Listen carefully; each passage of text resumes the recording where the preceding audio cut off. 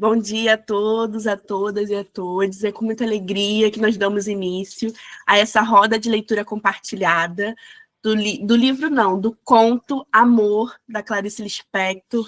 É nessa manhã que nós estamos juntos para se colocar nessa posição de tentar mastigar o amor, né? Que, como foi dito, né, nas divulgações, não é uma tarefa fácil. E a gente está aqui com a professora Lorena Carvalho, uma grande parceira do Movimento de Educação Popular Futuro ERJ, que é esse movimento que acolhe jovens, adultos e idosos que desejam ingressar na universidade. Então, assim como eu fui acolhida pela educação popular para estar onde eu estou hoje, quase graduando pedagoga, falta pouco, esse movimento é um movimento que acolhe vocês e todas as pessoas que desejam estar nesse lugar, que desejam ingressar num curso de graduação. E o acolhimento é diverso, né? Então, falando brevemente, vocês podem pesquisar no perfil do Futuro ERJ, através do Instagram, das redes sociais, para que vocês vejam quais são as frentes de atuação do movimento e como você pode receber um acolhimento e um auxílio durante todo o processo do vestibular. E não é só do período do ano que você está fazendo o vestibular, é até você passar na universidade, porque esse é o compromisso do Futuro ERJ com a educação popular e com você, né? Esses são os seus princípios e é assim que a gente tem guiado a nossa caminhada. Então, nessa manhã, a gente está aqui com essa convidada extremamente especial, que é a Lorena, e eu vou passar a palavra para ela, para a gente não estender muito e até para que ela possa se apresentar e se sentir à vontade e confortável nesse lugar. Então, muito obrigada a todos e a todas que estão aqui, obrigada a todo mundo e as pessoas que estão assistindo depois também. E as dúvidas vocês podem ir colocando no chat ou, professora Lorena, como você acha melhor também conduzir. É isso, gente. Obrigada pelo momento de fala. Maravilha, obrigada, Luísa. Então, primeiro, eu queria agradecer a confiança, né, a oportunidade de conversar com vocês um pouquinho sobre essa autora que eu admiro muito, que é Clarice, né, esse conto que ressoa tanto, há tanto tempo, e agradecer ao Futuro ERJ, né, pela prática, também é um projeto que eu admiro, um projeto que eu acompanho, e é importante que todos conheçam, né, e aprofundem a relação com esse projeto. Então, peguem seus cafés, suas águas, para ajudar nessa mastigação. Bom dia, quem a gente tem aqui, Ana Lúcia, Beatriz, Bianca, Cecília, Clara, Eric, Evelyn, Isabela, Júlia, Cauã, Ívia, não sei se eu pronunciei direitinho, Matheus, Rafaela, Raquel, Roberto e Yasmin. Então, sejam todos bem-vindos e bem-vindas. Eu estou com duas telas, porque a câmera do meu computador parou de funcionar, então não estranhem que eu vou olhar às vezes para um lugar ou para o outro, porque eu estou com o computador e o telefone ligados como ferramenta de trabalho nesse momento. E a minha ideia, então, é que a gente leia junto o conto. Não sei se todo mundo já leu Amor. Daqui a pouquinho a gente podem me interromper, tá? Se vocês acharem necessário, se vocês acharem importante, podem me interromper. A ideia é realmente a gente pensar nesse formato de roda de conversa sobre o conto. Então, a ideia é que a gente leia integralmente aqui e vá conversando sobre ele, porque Clarice realmente não é uma leitura fácil, né? Não é uma leitura simples. Sintaticamente, né, linguisticamente, as estruturas não são tão complexas, são períodos simples, são períodos, né, até certo ponto fáceis, né? Mas a narrativa, a construção da narrativa dela é bastante complexa. E aí é uma felicidade a gente poder ler Clarice como leitura obrigatória, né, já que ela é muito importante para a literatura brasileira, mas, ao mesmo tempo, ter que traduzir Clarice em palavras é um desafio muito grande, porque, na verdade, talvez, a minha sugestão é de que é um texto muito mais para se sentir, fazer ressoar, do que colocar em palavras, justamente porque gente, esse aqui é o meu gato, é o Dia, e ele gosta de participar, tá? Então, eventualmente, daqui a pouco aparece o seu gato aqui também. Então, não reparem se parece um rabinho por aqui, umas orelhinhas. É um texto que a gente muito mais, talvez, precise sentir, fazer ressoar, é uma experiência literária, muito mais do que uma experiência traduzível. Então, a gente tem uma alegria de poder ler conjuntamente Clarice, e, ao mesmo tempo, um desafio, porque a gente vai ler para uma prova, né? E uma prova tenta colocar em uma linguagem mais cotidiana algo que não é feito para isso, né? Algo que é para a gente sentir, para a gente experienciar, e algo que fala justamente desse indizível. A Clarice, ela narra experiências a partir da... Já vou deixar você falar, Clara, que vão ser levantar... Ah, não, Clara não. Luísa, já vou deixar você falar, tá bom? Você viu que você levantar a mãozinha. A consciente de que algumas coisas não são ditas, não podem ser ditas numa linguagem comum, a Clarice narra, muitas vezes, uns enredos que nos tocam de uns lugares de subjetividade muito profundos, justamente porque a compreensão daquele texto está naquele lugar do silêncio. Então, muitas vezes, as melhores experiências de se ler Clarice é ler e ficar em silêncio e deixar a vida mostrar o significado daquilo. Tentar perceber melhor a vida a partir do contato com aquele texto. Então, a gente tem essa contradição aqui, que é tentar explicar uma coisa que fica num lugar outro para gente, tá? Então, não estranhem se vocês acharem, não entendi nada desse texto, às vezes não é para entender mesmo, é para entender, não com a cognição, né, com a mente científica, né, para ler com uma outra abertura de emoção, né, de relação.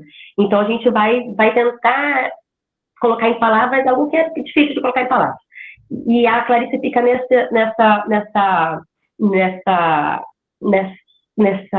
vão, sabe, o vão entre o trem e a plataforma, nesse vão entre as duas palavras, nesse espaço em branco entre as duas palavras. É um pouco isso que a gente vai tentar acessar hoje. Então, a gente tem esse desafio conjunto aqui. Luísa, fique à vontade para falar. Acho muito interessante essa sua fala, né, de dizer que é um conto difícil de você colocar em palavras. E aí eu queria mesmo perguntar para você o que você acha da escolha do voto popular, né? Porque as escolhas dos livros, as obras do vestibular, todos os anos, para quem não sabe, essa escolha é feita de forma popular. Então, todas as pessoas podem votar na revista eletrônica do vestibular, né? Do Departamento de Seleção Acadêmica, que é o DESE. E aí eu ia perguntar para a Lorena, que curioso, né? O pessoal escolheu o conto Amor. O que você acha dessa escolha? Eu acho uma escolha sensacional, assim, eu acho um desafio para a banca ter que fazer questões sobre o amor. Mas eu acho sensacional porque é urgente para mim, né? Eu sou uma admiradora de Clarice, então, na minha percepção, é urgente ler Clarice. Clarice ajuda a gente a olhar o mundo de outras maneiras, né? A perceber esse momento que a gente vai chamar, assim, a gente vai ter que categorizar, a gente vai ter que dar nome para algumas coisas. A gente vai ter que chamar de epifania. Eu acho que já ouviram essa palavra, né? Quando a gente lê Clarice. Então, a gente vai chamar de epifania esse momento de compreensão de alguma coisa que é do indizível, que é de compreender lá no interior, né?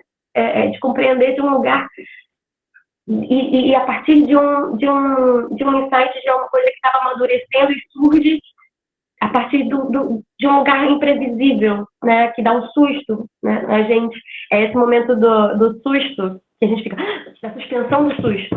Clarice provoca isso na gente por meio das epifanias das personagens dela, né? Então, tem esse nome. Estou misturando as coisas, mas para responder mais objetivamente, eu acho que o resultado desse voto popular mostra para a gente uma vontade, um desejo, né, de se ler Clarice, e ao mesmo tempo traz esse desafio para a gente, né? Traz esse desafio de ler Clarice para uma prova, mas muitas vezes as pessoas não leriam Clarice se não fosse para a prova. Então, é isso, né? A contradição do mundo, deixar esse mundo contraditório em que bom que a gente vai ler Clarice, mas que pena que a gente vai ter que fazer uma prova para poder ler, né, Clarice. Eu acho que é isso. Te respondi, Luísa? Claro, muito obrigada, Lorena. Nada. Então, eu trouxe para vocês, eu vou compartilhar minha tela. Se vocês tiverem qualquer dúvida, tá, gente? Podem levantar a mão, colocar no chat. Eu vou abrir aqui também quem tiver mais vergonha de falar, pode colocar alguma contribuição no chat. Vou tentar ficar atenta. ao longo do encontro, mas podem também levantar a mãozinha e falar, é um espaço para a gente realmente estar em presença e se escutar, tá bom? Se tiverem alguma epifania durante esse encontro, também, por gentileza, digam, porque é para isso que a gente lê. Bom, vou compartilhar minha tela. Eu geralmente faço slides, tá, gente, explicando quem é o autor, qual o contexto de produção, mas eu acho que para Clarice o melhor é entrar no texto e depois a gente falar um pouquinho sobre ela, sobre a vida dela, porque existe também uma leitura de Clarice que é um pouco perigosa, mas é feita com certa frequência, que é uma leitura apoiada na história de vida dela. É claro que a história de vida vai influenciar o autor, óbvio, é claro, né? Mas é perigoso a gente reduzir, né, o texto à história de vida exclusivamente dela, porque o texto fala sobre categorias mais universais de emoção do que simplesmente a vida dela, né? Ela alcança a gente em outros lugares. Então, eu decidi inverter um pouquinho as coisas, a gente entrar direto no texto e depois falar um pouquinho sobre quem é essa autora, se vocês acharem interessante, a gente faz assim, se der tempo, eu mostro um pouquinho da imagem dela em um vídeo,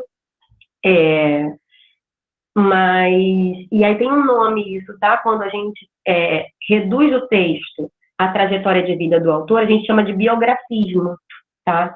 E aí muita gente lê os contos de Clarice a partir desse biografismo. Não significa que a correspondência entre vida e obra não seja possível, é possível, mas é um pouco simplista e reducionista a gente dizer que apenas ela escreveu porque ela viveu ou alguma coisa do gênero, tá? Fez sentido o que eu falei, gente? Ou foi estranho? Fez sentido? Tá ótimo. Então, eu queria compartilhar com vocês a tela. Eu vou começar por essa tela aqui, porque eu não me apresentei, acabei entrando na Clarice, não faltou falar sobre mim, né? Eu sou professora de língua portuguesa e literatura do Colégio de Aplicação da UFRJ, e sou doutoranda pela UERJ, pelo PROPED da UERJ. E aí a minha pesquisa tem a ver com edições, história editorial. E aí, por isso, eu tenho tido uma certa experiência interessante de ver as primeiras edições dos livros, né? Então, eu queria mostrar para vocês muito rapidamente, só para a gente contextualizar um pouco, a capa da primeira edição. Deixa eu ver se eu consigo mexer aqui. A capa da primeira edição de Laços de Família. Todo mundo tá vendo? Sim? Então, só para vocês terem uma ideia, tá? Porque a gente, às vezes, pega várias edições, as edições vão mudando. Ih, tem um rostinho triste ali. Alguém eu vi um rostinho triste subindo, meu Deus, o que aconteceu? Essa capa é a capa da primeira edição, às vezes a gente pega outras edições que vão modificando um pouquinho, se adequando a novos leitores de novas épocas, né? Mas esse livro foi publicado em 1960. Estamos vendo. Ah, que bom! Eu também adoro. Também adoro. Então, esse livro aqui foi lançado em 1960. E a gente pode ver, já pela capa, uma figura feminina, né? Uma figura feminina sentadinha. Vocês imaginam que esse espaço em que ela está sentada é um espaço doméstico ou um espaço público? O que vocês acham?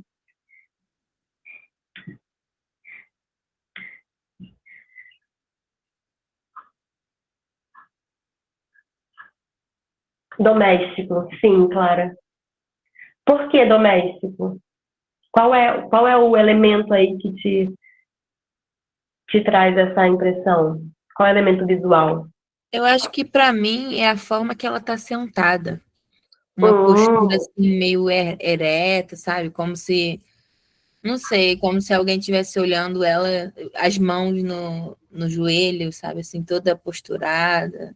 E me lembrou as mesas assim antigas, sabe?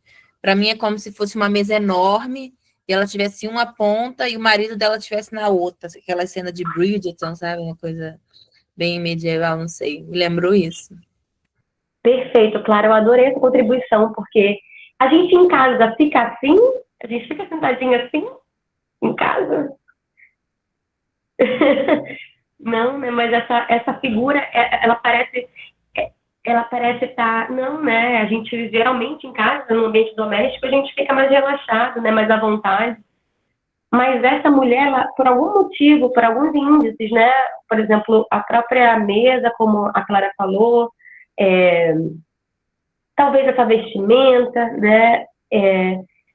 Mostram pra gente que ela possivelmente está em um espaço doméstico, e que ela está olhando para alguém que a gente já pressupõe que é o marido, né?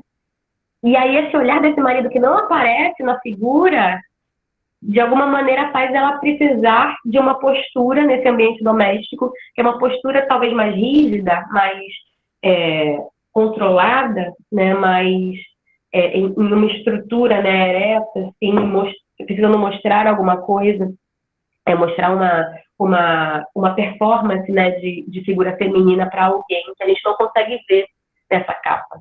Né? O cabelinho também, gente, meu cabelo não fica assim quando eu estou em casa, né? Então, para a gente pensar um pouquinho nessa figura feminina que aparece na capa de Laços de Família, da primeira edição de Laços de Família, né? São cores sóbrias, né? A mãozinha dela, gente, a mãozinha dela está bem colocada sobre o joelho, da forma como supostamente as mulheres precisam sentar, né? Como, fecha a perna, menina, né? Assim que por muito tempo se diz, né, do comportamento feminino, da necessidade de colocação, né, da mulher no mundo, né, de um jeito altivo, ao mesmo tempo controlado. Não visualiza a foto, Elisete? Tá bem... será que é alguma coisa... Só ele que não tá vendo? Eu acho que deve ser pessoal, porque eu tô conseguindo ver, pelo menos. Tenta usar no computador ou no celular, Elisete? Porque se for no celular, às vezes você precisa passar pro ladinho, assim, para poder visualizar, tá? Então, a gente já... A imagem tá fixada, eu também tô conseguindo ver. Alguém falando... Desculpa, Luísa, eu não te entendi que eu estava lendo aqui. Eu ia perguntar se você quer que eu leia quando aparecer questões, dúvidas. Eu gostaria, mas eu tô... Tá vi que a Duda colocou aqui. Obrigada, meu bem. Mas se passar alguma que eu não perceba, você me avisa, tá bom? Perfeito. A Duda falou assim, a postura se dá pela suposta presença do marido? Fiquei com dúvida sobre quem é a pessoa que faz com que a Ana busque tanta perfeição. Duda, sua pergunta é perfeita. Por quê? Justamente, eu acho que essa capa representa muito bem um pouco do que a gente tem na construção da narrativa de Clarice. A gente não sabe de tudo. Tem alguma coisa do mistério que fica para o leitor que vai preencher esse vazio, o leitor que vai construir em cima do texto. Provavelmente tem alguém, né? Porque ela está olhando, ela tá olhando em direção a gente vê só metade da mesa, a outra metade da mesa, ou talvez um terço da mesa. A gente vê uma parte da mesa e essa mulher. A outra parte da mesa, se tem mais gente, a gente não sabe. Mas, pelos dados contextuais de 1960, né, de como era a sociedade brasileira em 1960, a gente imagina que essa mulher não está sozinha, né? A construção do conceito de família em 1960 era muito mais rígido do que hoje em dia, não é? Então, o conceito de família, hoje em dia a gente pode até falar de família de uma pessoa só, mas o conceito de família, o conceito de o que era cobrado de as mulheres fazerem nessa época, era uma composição familiar muito específica. Então, a gente imagina que essa mulher não está na mesa sozinha. Mas, ao mesmo tempo, essa mulher não está numa mesa, provavelmente, em um ambiente público, ela está em um ambiente doméstico. E mesmo nesse ambiente doméstico, ela precisa estar com uma postura, de certa forma, controlada. Então, a gente imagina que existe a presença de outra pessoa, ou de outras pessoas, para que ela esteja com essa postura aí.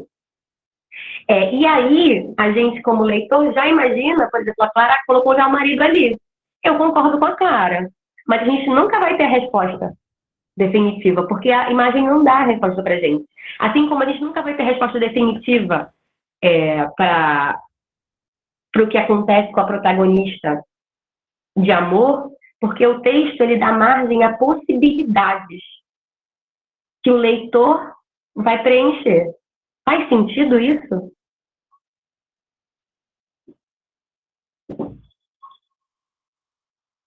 Sim, beleza. Então tá ótimo, que bom que tá fazendo sentido. E aí, Duda, eu gostei muito de uma palavra, que eu comecei a usar as palavras que vocês estão usando, tá?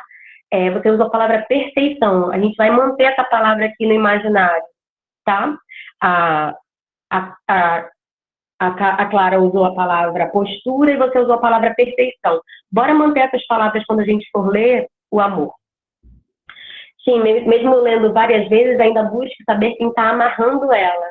Mas pensando no contexto da época, faz sentido ser o marido e a sociedade em geral. Obrigada pela resposta. Então, fica com isso no seu, né, no seu pano de fundo, tá? Mas a gente nunca vai ter a resposta definitiva, porque Clarice não dá. É no silêncio, é na ausência que fica a interpretação. Mas a gente pode criar nossas interpretações baseadas, é claro, que em contextos, em relações entre palavras, enfim. Então, eu vou tirar essa foto. Que bom que a capa da primeira edição ajudou a gente. E a gente vai para o conto. Eu tendo a me empolgar e me estender, então eu vou pedir para a Luísa me ajudar se eu tiver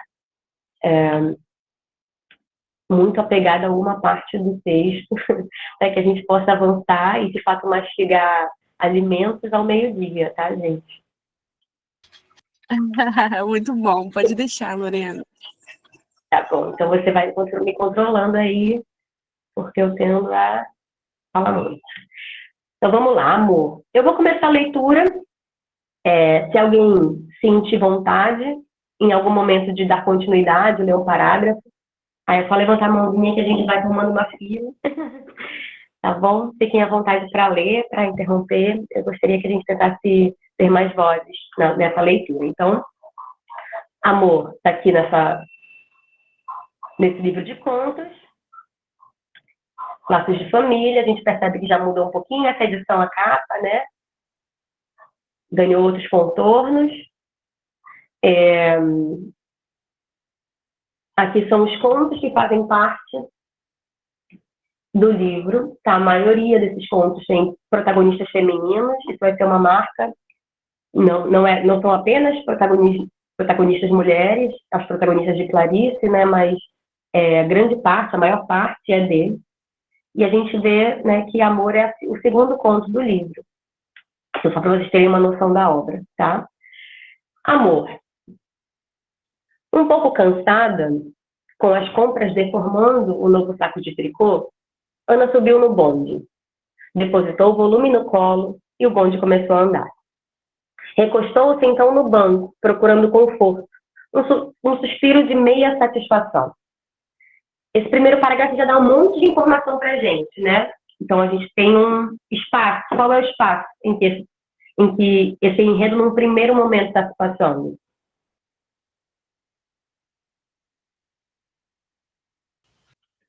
Ela está Pode falar. Ela está em um bonde, né? E ela Em um bonde, perfeito.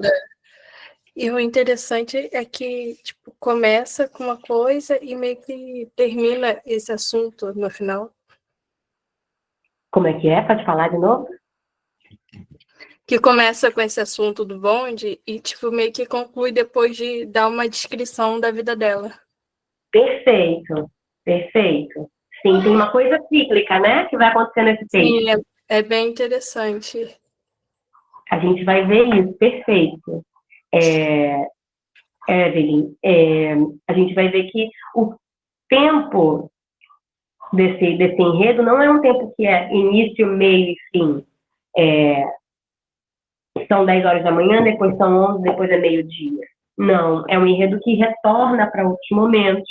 Ao mesmo tempo, um parágrafo começa com o bonde, termina também. Então, tem uma coisa outra que não é um enredo linear, tá? É algo mais cíclico. Faz sentido? Faz. Ótimo. Alguém colocou aqui no chat alguma informação? Sivan falou assim, é doméstico tanto pelo título do livro. Ótimo, Sivan, título do livro, Laços de Família, fiquem com isso em mente também. Tem a ver com esse enredar da família, né? E aí o enredar da família, esse laço, também aparece... Ai, Clarice é muito maravilhosa, gente, nesse saco de tricô. Porque ela poderia ser simplesmente bolsa, saco, mas é um saco de tricô. O que o tricô tem? Tricô, para ser tricô, tem que ter nó, tem que ter laço, né? Tem que ter amarração. E esse saco de tricô vai aparecer várias vezes. Então, percebam os simbolismos presentes no texto da Clarice. Então, o Escrivão falou, é doméstico, tanto pelo título do livro quanto pela capa. Isso se constrói para nós, leitores, descobrir de quais pontos ocultos, ou seja, um personagem, uma coisa de que não podemos ver, mas é uma presença do oculto, tanto na sua postura quanto pelo cabelo de coque. Pode-se observar que ela pode estar em um estado de profunda preocupação, perfeito, Escrivã, ou insatisfação em sua vida doméstica. Mas por quê? Será que ela está se sentindo presa, isolada, maltratada, ou sem sentido nessa rotina diária? Boas perguntas, Escrivã. Bora estar com essas perguntas em mente quando a gente for ler o texto. Existe uma demanda, uma presença oculta do outro na capa e vai ter essa presença também no conto. Perfeito. Maravilhoso. Então, ela está no bonde, tem um espaço aí. Essa personagem está no bonde. Como é que se chama essa personagem? Ana, né? Ela vai ser a nossa protagonista. E ela tem umas compras formando esse saco de tricô. Não é um saco qualquer, não é um saco de... É um saco de tricô. É importante pra gente ir. Depositou o volume no colo, então ela colocou o volume no colo provavelmente na mesma postura que ela estava lá na capinha, né? Do livro. E o bonde começou a andar. Então o bonde começou a ter movimento. Tá? Ela está em um lugar... Ela está ela não está no ambiente doméstico. Ela está em um ambiente público. Em um transporte em movimento. Isso tudo é simbólico, isso tudo é importante para esse conto. Recostou-se então no banco procurando conforto.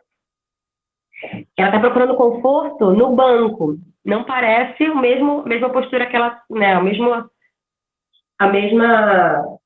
postura que ela está na capa mais. Num suspiro de meia satisfação.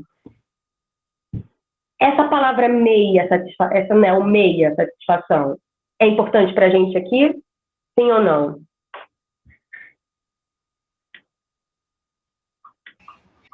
Sim. Então, ela não está com satisfação completa. O que provavelmente gerou essa meia satisfação dela? Que outra palavra anterior gerou essa meia satisfação? Uma angústia anterior? Qual angústia? Mas tem essa palavra angústia antes? Não, mas conforto, meio que uma antítese, né? A antítese do que ela está falando, meio satisfação, então meio desconforto. Ao mesmo tempo que ela está meio satisfeita, ela está meio desconfortável também. Mas você está falando a palavra desconforto porque tem que palavra antes? Meia. Não, mas antes do meia, tem a palavra conforto, não é? Sim. Essa satisfação, então, essa palavra satisfação se relaciona com a palavra... Conforto, que ela busca. Exatamente. Mas aí a Evelyn está falando pra gente que essa palavra meia, ela mostra pra gente que esse conforto não é total. Então, a angústia está oculta aqui. Tá dando para entender, galera? Vou fazer de novo essa lógica, tá? Isso aqui é um jogo de lógica para a gente pensar. Então, tem uma palavra satisfação que termina esse parágrafo. Ela está satisfeita. Está satisfeita com o conforto que ela procurou ali no banco. Mas ela está satisfeita completamente? Não. Ela está, em parte, satisfeita. Ela está metade satisfeita. Então, o que a gente tem aqui, uma mulher que está procurando um certo conforto, mas esse conforto não vem totalmente. Justamente porque tem algo oculto aí, que a Evelyn já trouxe pra gente, que vai permear esse texto inteiro, que é uma angústia, uma sensação de angústia. Então, olhem como esse primeiro parágrafo de 3 linhas é extremamente potente, tá? São as primeiras 3 linhas do texto. Então, aqui a gente já tem uma mulher num espaço público, andando num bonde, procurando um certo conforto no banco, mas ela não está completamente confortável, ela não está completamente satisfeita. Ela tem uma angústia que perpassa a história dela, o momento de vida dela. Faz sentido? Sim? Beleza, vou dar continuidade.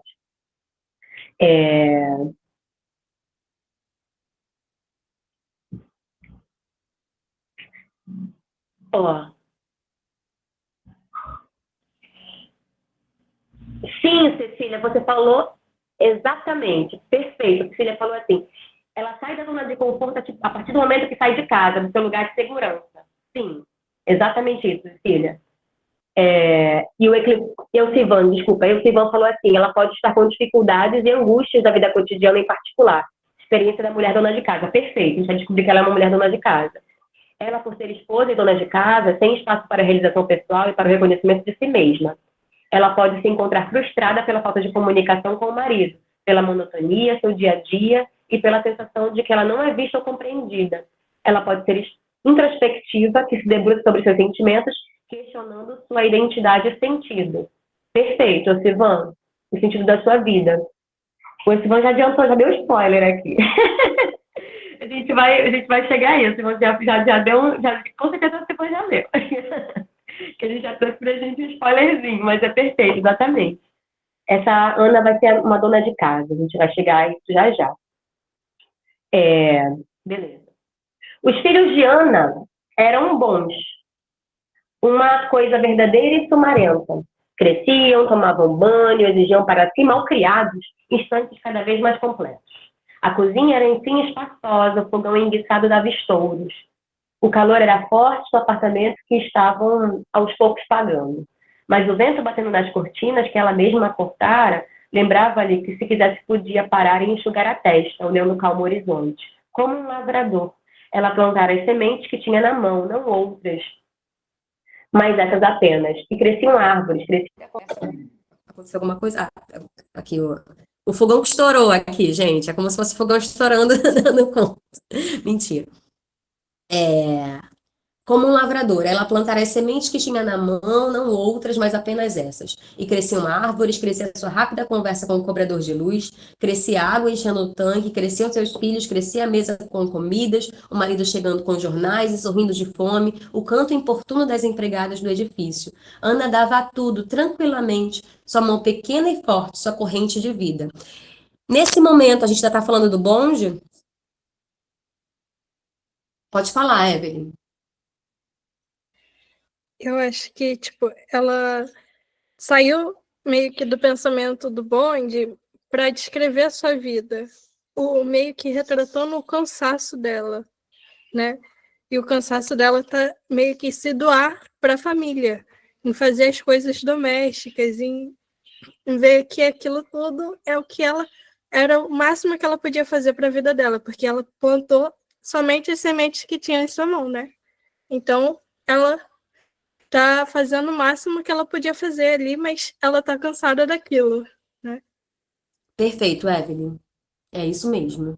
Então, a gente não tem aqui o retrato mais do bonde, a gente tem o retrato, uma lembrança dela sobre a família. Por isso que eu tô falando que é um tempo que não é linear, tá? Ela tá aqui no bonde e a gente volta, né, volta para uma memória, a memória de como ela se comporta com a família. E justamente o que a Evelyn falou, ela dá tudo que ela pode, né? A gente tem a semente, a simbologia da semente, do plantio dessa mulher que faz crescer, a palavra crescer aparece várias vezes, tá?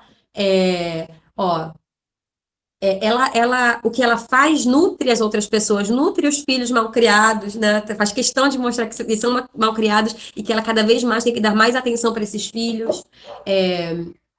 Eles são exigentes, né? A cozinha é espaçosa. Então, essa mulher crescia sua rápida conversa com o cobrador, ela fala com as pessoas nesse ambiente imediato da casa, né? A gente tem agora o marido aparece, né? Então, a gente tem o retrato dessa dona de casa. Vocês acham que esse retrato é um retrato que era comum à época, sim ou não? Com certeza. Sim. Com certeza, Cecília. Então, imaginem quantas mulheres leem esse retrato e se identificam na época, né? Com essa Ana. Então, essa Ana não é mais só, não é um retrato de Clarice, necessariamente, é um retrato de várias mulheres que se doam, se doam, se doam para essa família, porque a sociedade exige, de alguma maneira, né? Então, é um retrato da vida doméstica, das donas de casa, de classe média, né? Porque é uma família que tem uma casa própria, né? É claro que também é um retrato requisitado, né? Pode falar. Alguém abriu o microfone? Da classe burguesa, né? A burguesia, uma família Sim, burguesa. Então, ela, tipo, enfim, tinha uma cozinha grande. Eu acho isso interessante, porque, tipo, a cozinha antes não era grande. E, tipo, mostra, tipo, que tem os problemas de casa, o fogão enguiçando, dando estouros. E aquela pressão, né, de fazer, tipo, tudo dar certo na família, de tentar movimentar as coisas, de agradar o marido, de resolver as coisas com as crianças, de, tipo, falar com as empregadas, né, porque por ser de uma família burguesa, ela tem meio que essa ajuda, né, bem interessante isso nesse parágrafo. exatamente, perfeito. Então, a gente tem, nesse parágrafo, como a Evelyn falou, a gente tem esse retrato de um grupo, né, das mulheres de classe média da década de 60 que, imaginem, se identificavam com essa Ana.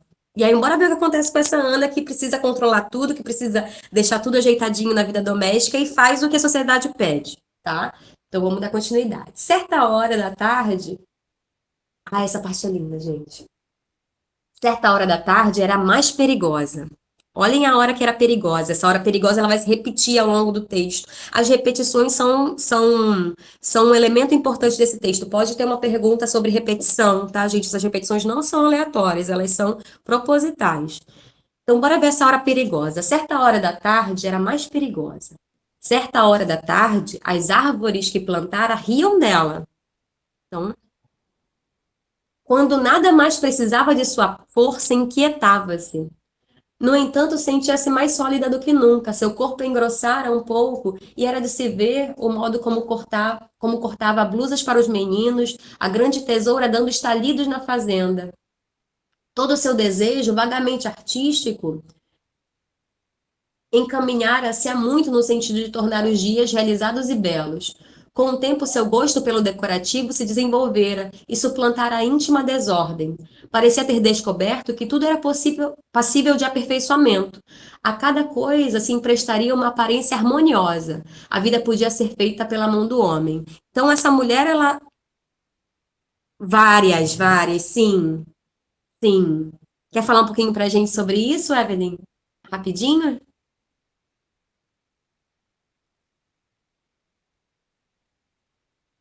Eu fiquei um pouquinho tímida.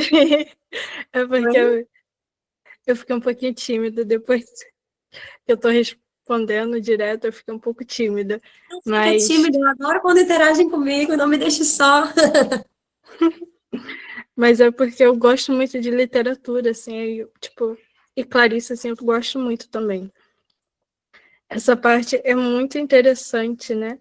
Porque ela repete várias vezes certa hora da tarde. Essa parte, tipo, ela está especificando um momento da vida dela, descrevendo um momento angustiante da vida dela. Ela não está vivendo aquilo naquele momento, mas é meio que ela, como se ela estivesse retratando algo que ela não gosta no dia a dia dela, que é o horário que ela meio que fica só, tipo, que as tarefas dela já foram concluídas, mas ela não tem o que fazer ali muito bem, tipo, e tem que lidar com os seus pensamentos, porque ela está sem os afazeres naquele momento, tipo, as crianças na escola, o marido fora trabalhando, e ela tá ali, tipo, tentando entender o que ela faz sozinha, sendo ela. Perfeito, Evelyn. Logo se vê que você gosta de literatura mesmo. Que bom! É uma possibilidade aí de carreira, viu? Já que você está fazendo vestibular. É, é, Então, é exatamente o que a Evelyn falou. Existe uma hora perigosa. Essa hora perigosa diz respeito ao momento em que tudo que era demandado dela foi realizado já. E aí ela pode ter a liberdade de fazer coisas para ela mesma. Isso é, na definição de Clarice, perigoso, tá? Então tem a palavra perigosa aí. E aí o que ela faz com esse momento? Ela volta a fazer tarefas de casa. Ela tem uma necessidade de arte, né? Que a gente vê pelas palavras, ó. Seu gosto pelo decorativo, ela transformou o gosto dela de arte, de decoração, em trabalhos, em cortar a blusa para os filhos. Ela incomoda essa íntima desordem. O que vem dela mesma, os desejos dela, parecem desordem, parecem que são perigosos a esse ambiente doméstico controlado, são perigosos as tarefas diárias dela. E aí ela fica angustiada, aí volta aquela angústia, né? Ela sente perigo. As árvores da rua riem dela. Isso é metafórico, tá, gente? Isso é linguagem figurada, tá? Porque as árvores não estão rindo de verdade. É uma sensação, né, de que as árvores estão rindo. Então, isso aí a gente chama de linguagem figurada, tá?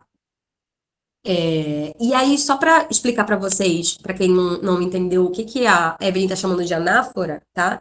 Porque existem dois movimentos no texto. Existem os movimentos que vão para frente, né? Que anunciam coisas, que é a catáfora, e existem movimentos que retornam para enunciados anteriores, e aí isso a gente chama de anáfora. Então, ela está voltando a enunciados anteriores, por isso que a Evelyn chamou de... Tem várias anáforas aí, tá? Fez sentido? Foi? Podemos seguir?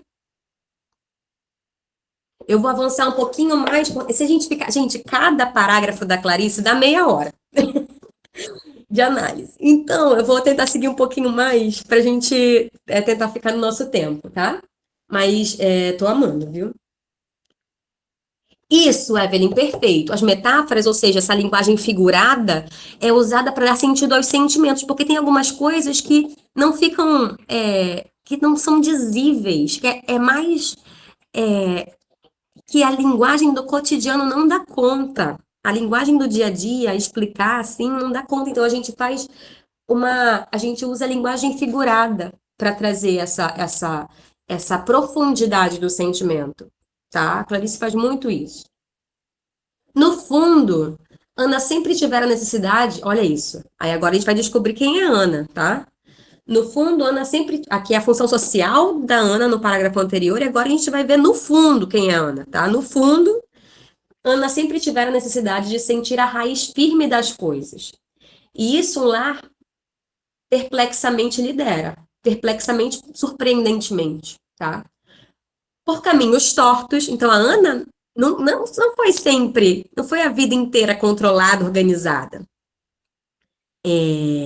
A Ana andou por caminhos tortos, tá?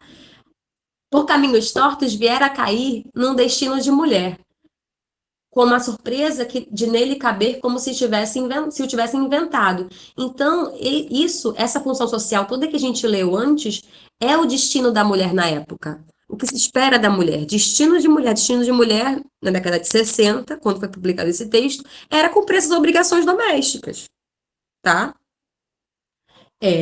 O homem com quem casara era um homem verdadeiro. Os filhos que tiveram eram filhos verdadeiros. Sua juventude anterior parecia-lhe estranha, como uma doença de vida.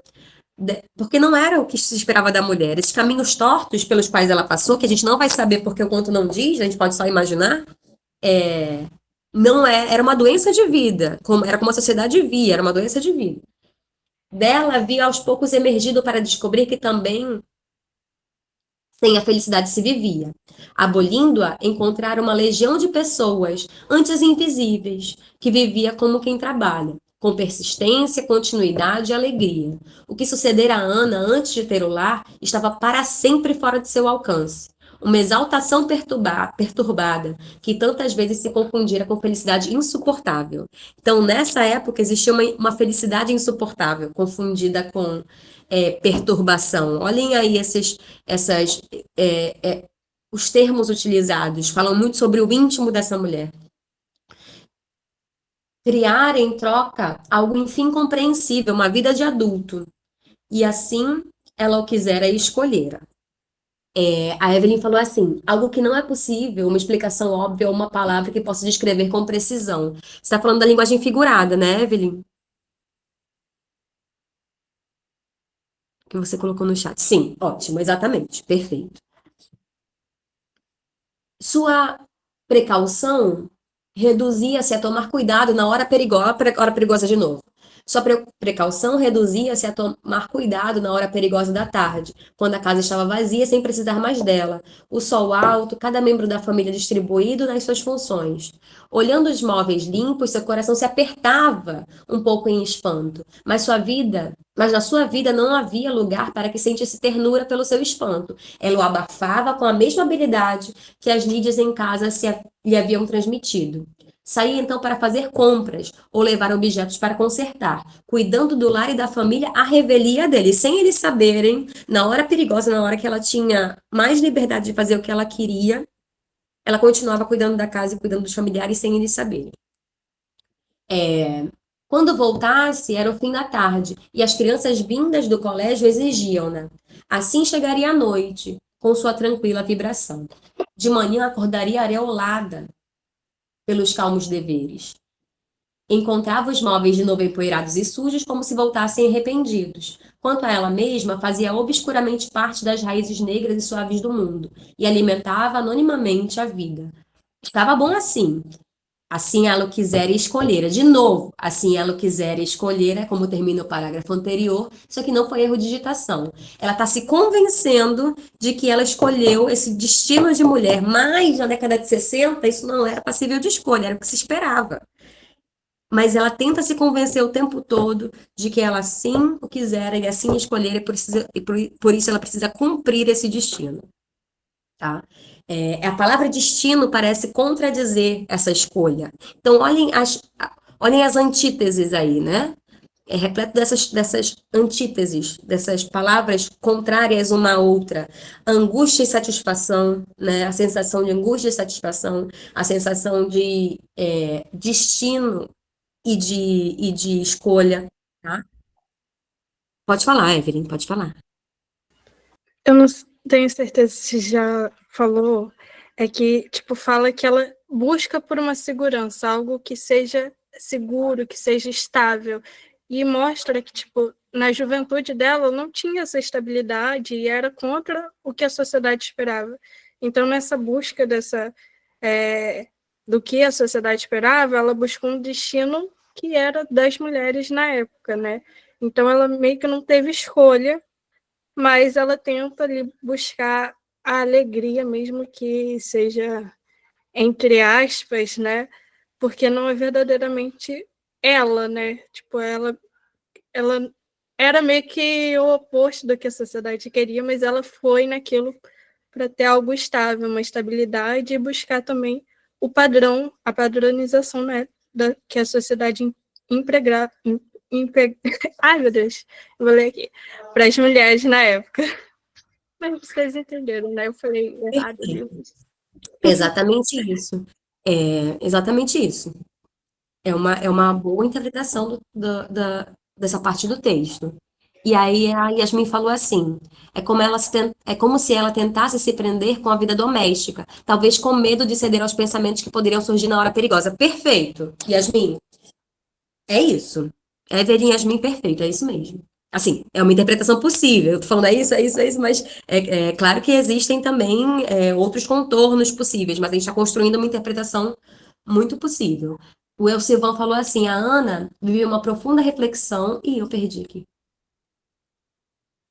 Aí pronto. A Ana vive uma profunda reflexão sobre sua vida e sobre a relação com a família, especialmente com o marido e com os filhos também, tá?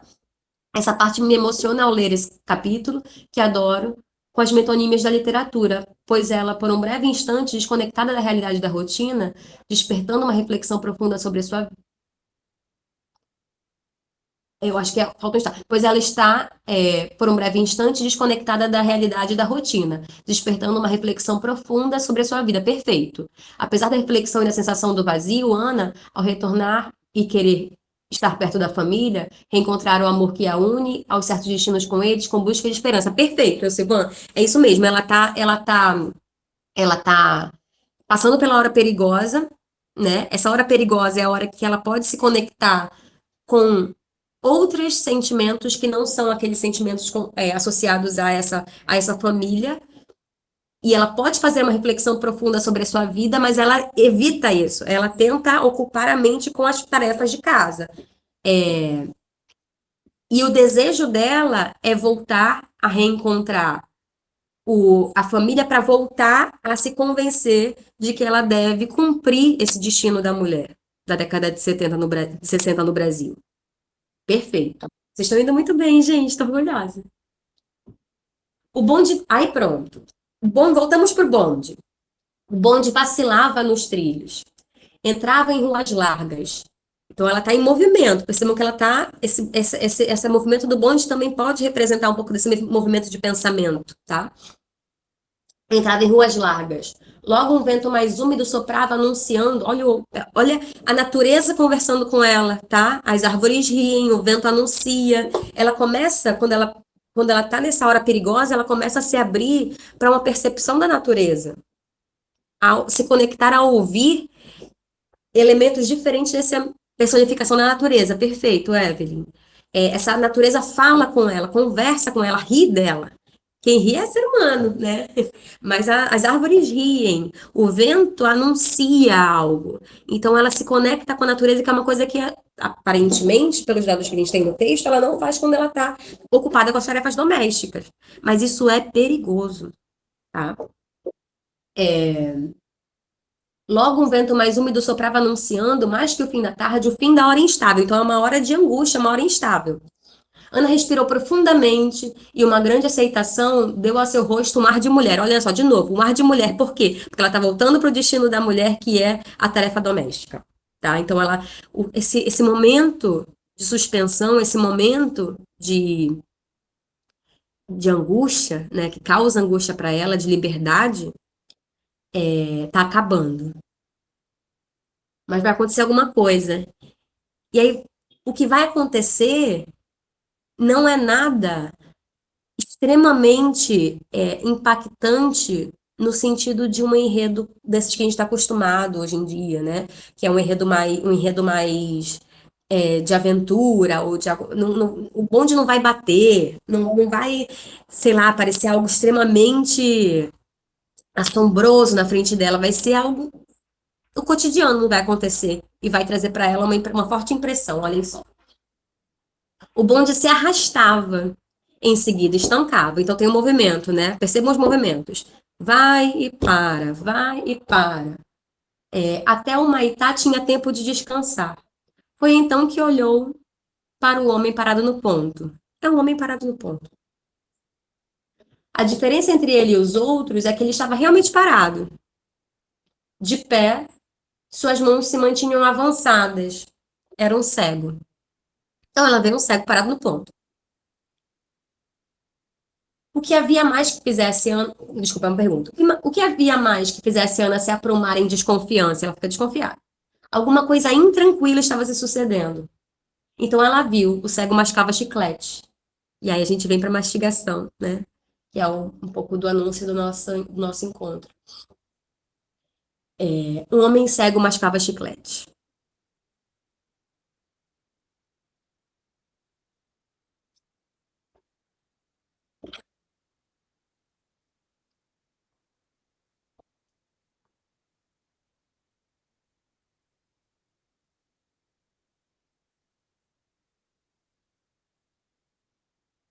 Pode falar, Evelyn.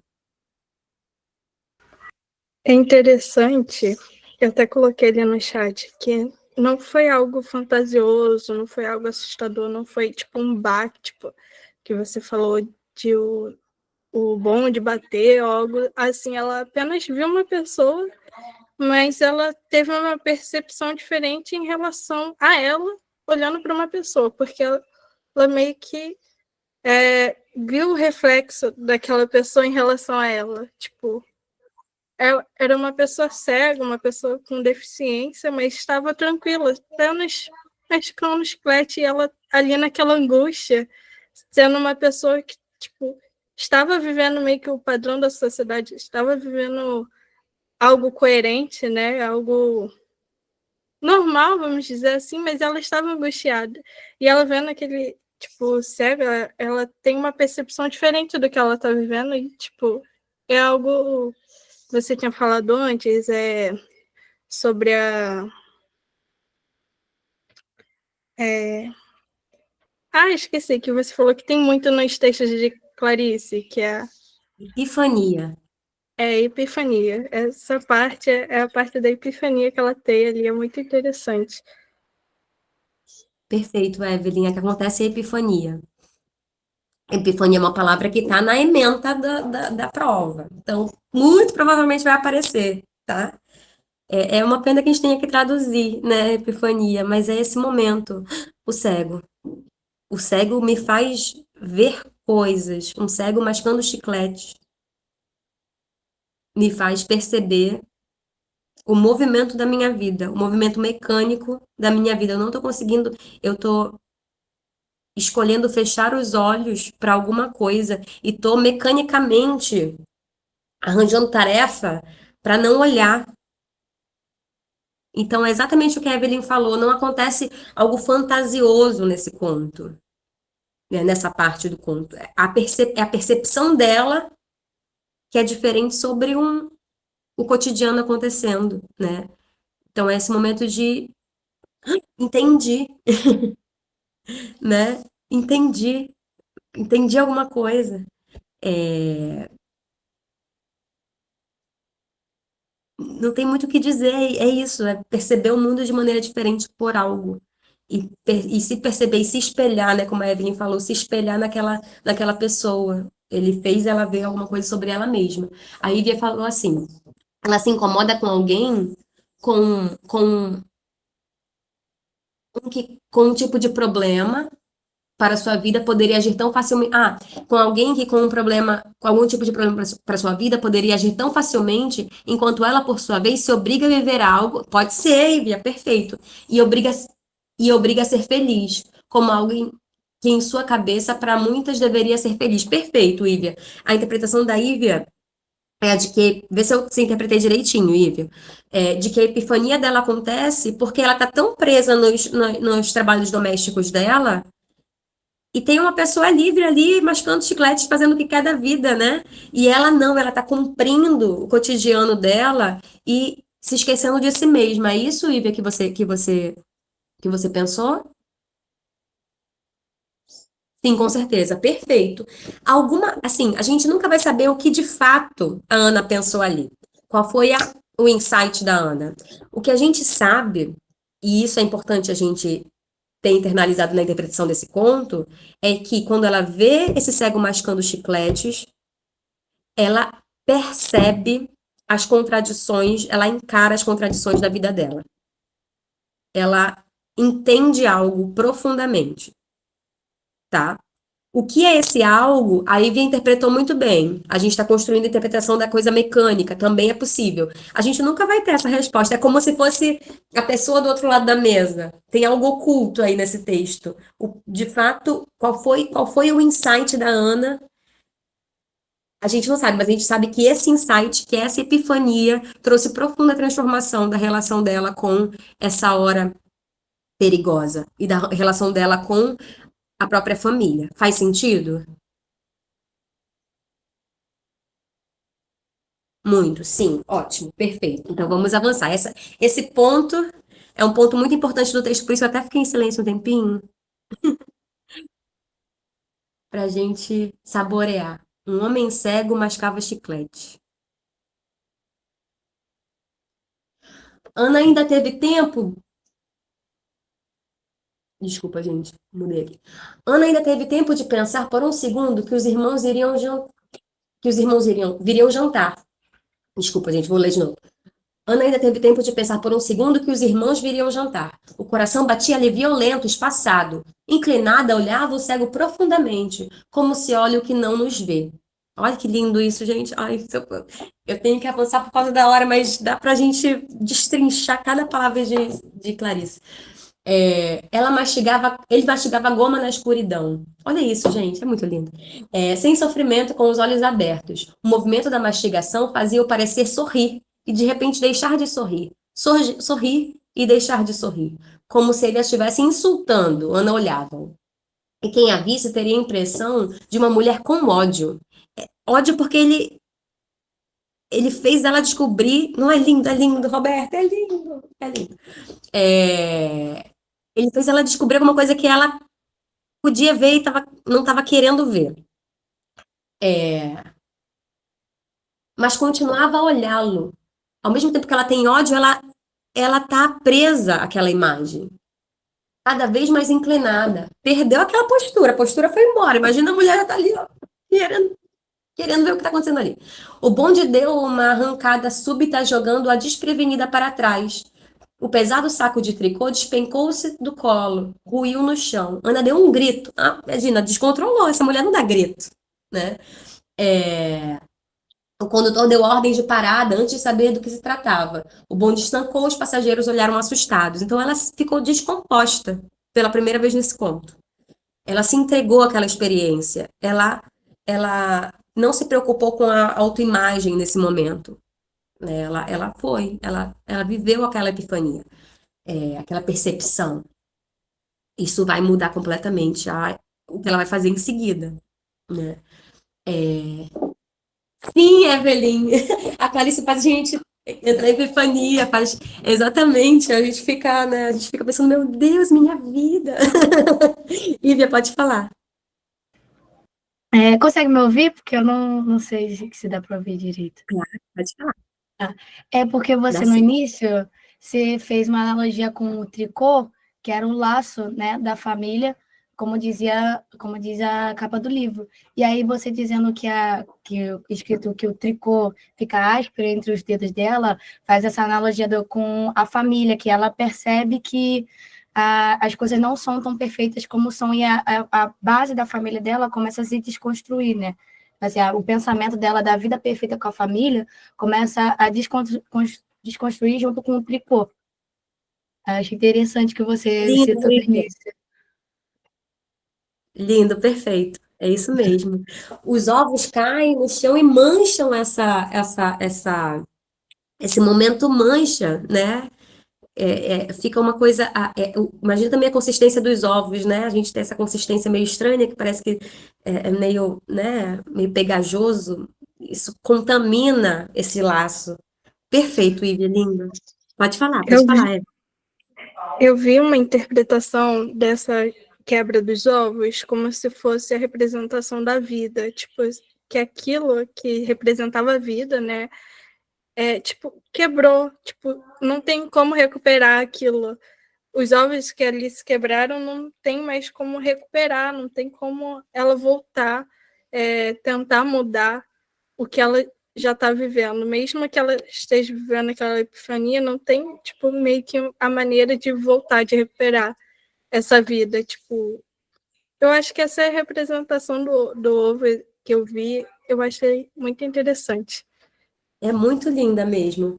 É isso, né? O ovo ele é mesmo uma... E não tem como colar de volta, né? Sim, e o que está dentro, o que poderia representar a vida dentro do ovo, tipo, não tem como recuperar ali. E é muito interessante que lá na frente, até dando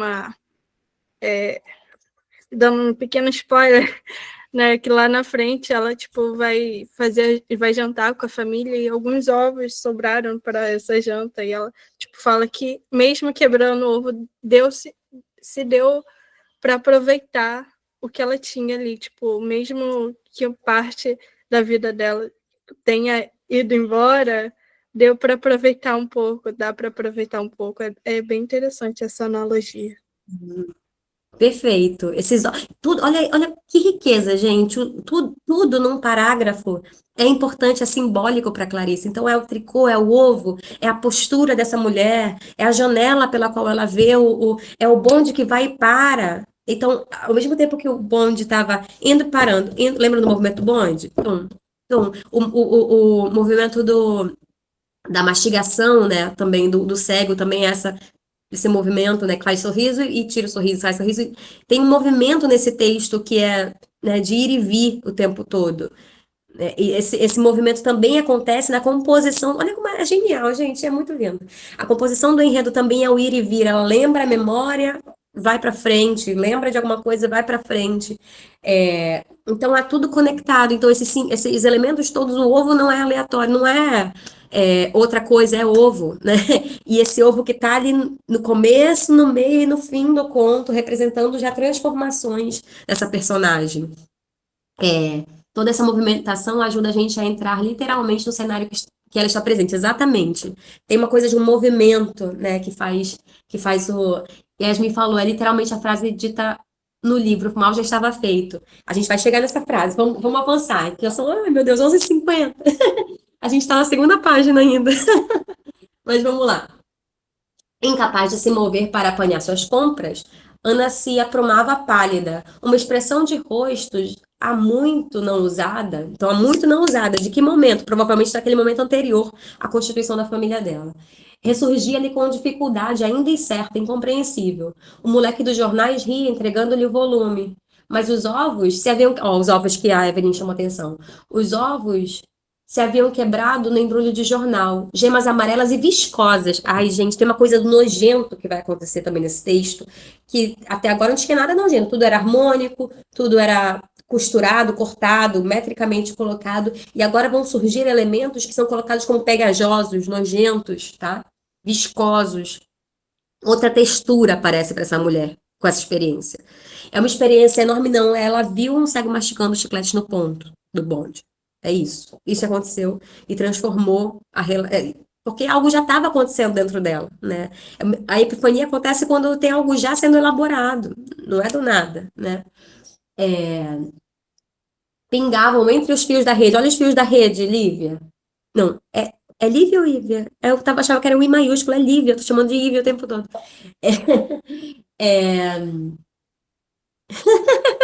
Me corrige, Lívia, pelo amor de Deus, passando vergonha aqui. Olha os fios da rede, de novo, simbolizando esses laços de família. O cego interrompera a mastigação e avançava as mãos inseguras, tentando inutilmente pegar o que lhe acontecia. O embrulho dos ovos foi jogado fora da rede e entre os sorrisos dos passageiros e o sinal do condutor, o bonde deu uma arrancada de partida. Poucos instantes depois já não a olhavam mais. Então a coisa aconteceu, nada de grave aconteceu. Caíram os ovos ali, a mulher se descompôs, mas para ela, a vida mudou. Algum entendimento aconteceu aqui. O bonde se sacudia nos trilhos e o cego mascando goma ficara atrás para sempre. Ela não vai mais ver esse homem, mas esse homem está inscrito no pensamento dela a partir de então. Aí, ó, alguém falou dessa frase, mas o mal estava feito. Aqui tem uma mudança, necessariamente, no enredo. Essa personagem mudou, a complexidade da personagem, né? Tem um arco ali nessa personagem, né? Ela se transformou com essa experiência.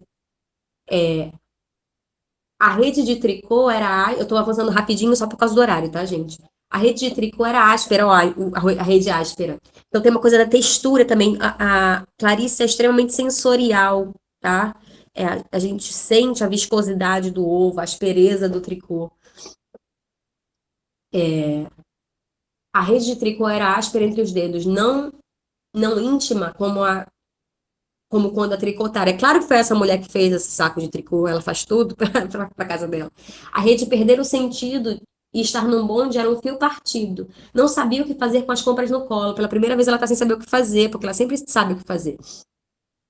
E como uma música estranha, o mundo recomeçava ao redor. O mal estava feito. Olha a repetição de novo aí.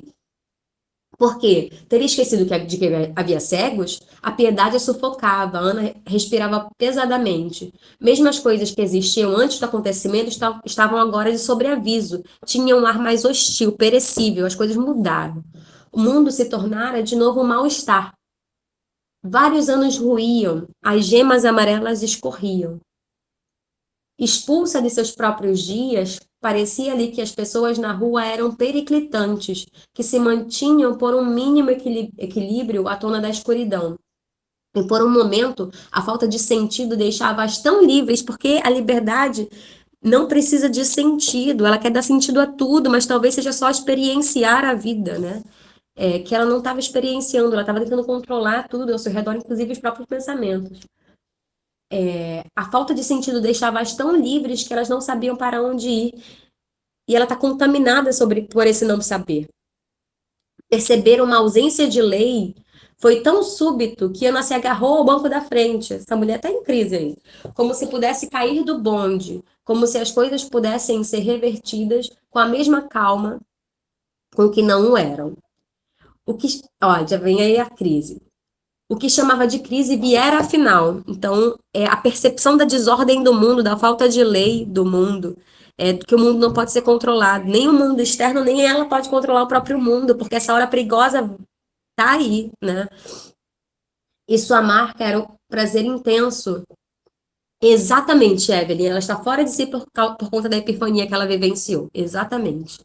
E sua marca era o prazer intenso, com que olhava agora as coisas, sofrendo espantada. Então, olha aí, a angústia dessa mulher sentindo ao mesmo tempo prazer intenso e sofrimento. O calor se tornará... Então, ela tá parece que pela primeira vez em muito tempo ela está experienciando o mundo e não tentando controlar esse mundo. O calor se tornara mais abafado. Tudo tinha ganho uma força e as vozes mais altas. O mundo mudou ou foi ela que mudou? Realmente as pessoas começaram a falar mais alto, ela mudou, a percepção dela do mundo mudou. A percepção, ela está mais atenta às sensações que permeiam ela, não está tentando controlar as coisas. Ela está atenta a esse mundo. Exatamente, Evelyn, algo dentro dela se libertou. Na Rua Voluntários da Pátria, vocês conhecem aqui, né? Botafogo. Parecia prestes a arrebentar uma revolução. As grades dos esgotos estavam secas, o ar empoeirado. Então, olha a percepção que ela começa a ter das coisas. A gente vai sentindo esse mundo junto, né? Se a gente está realmente imerso, a gente vai sentindo esse ar empoeirado. Nossa, realmente, como é que está o ar? Como é que está o calor? A gente começa a sentir, né? Tá frio, tá quente. Um cego mascando chicletes mergulhara o mundo em escura sofreguidão. Em cada pessoa forte havia ausência de piedade pelo cego, e as pessoas assustavam-na com o vigor que possuíam. Tipo, ninguém percebe, ninguém tá olhando esse homem, ela começa a perceber se as pessoas percebem, né? Olha a mudança aí dessa mulher.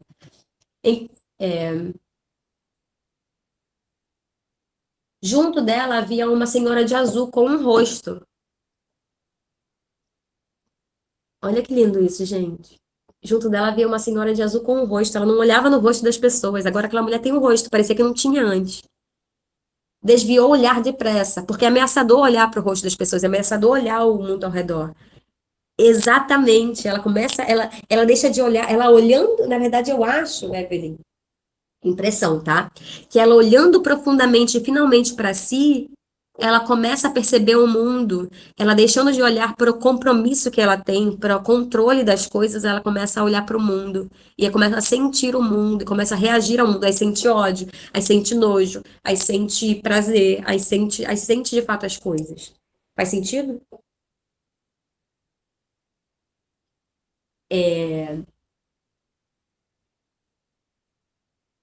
Desviou o olhar depressa. Na calçada, uma mulher deu um empurrão no filho. Olha que absurdo. Dois namorados entrelaçavam os dedos sorrindo. E o cego? Ana caíra numa bondade extremamente dolorosa. Ela... Sim, e vai piorar, Evelyn. A Evelyn tá falando que ela repete várias vezes que ela sente nojo. Ela sente nojo, ela sente admiração pelo casal, ela sente estranheza, possivelmente, né? Tô interpretando, tá? Não tem essas palavras no texto. Estranheza no empurrão que a mulher dá no filho. Tem alguém que empurra o filho, e ela controlando aí os filhos o tempo todo, né? Dando tudo que eles precisam. Mas uma mulher pode empurrar o filho, sim. Olha só que loucura! Que loucura!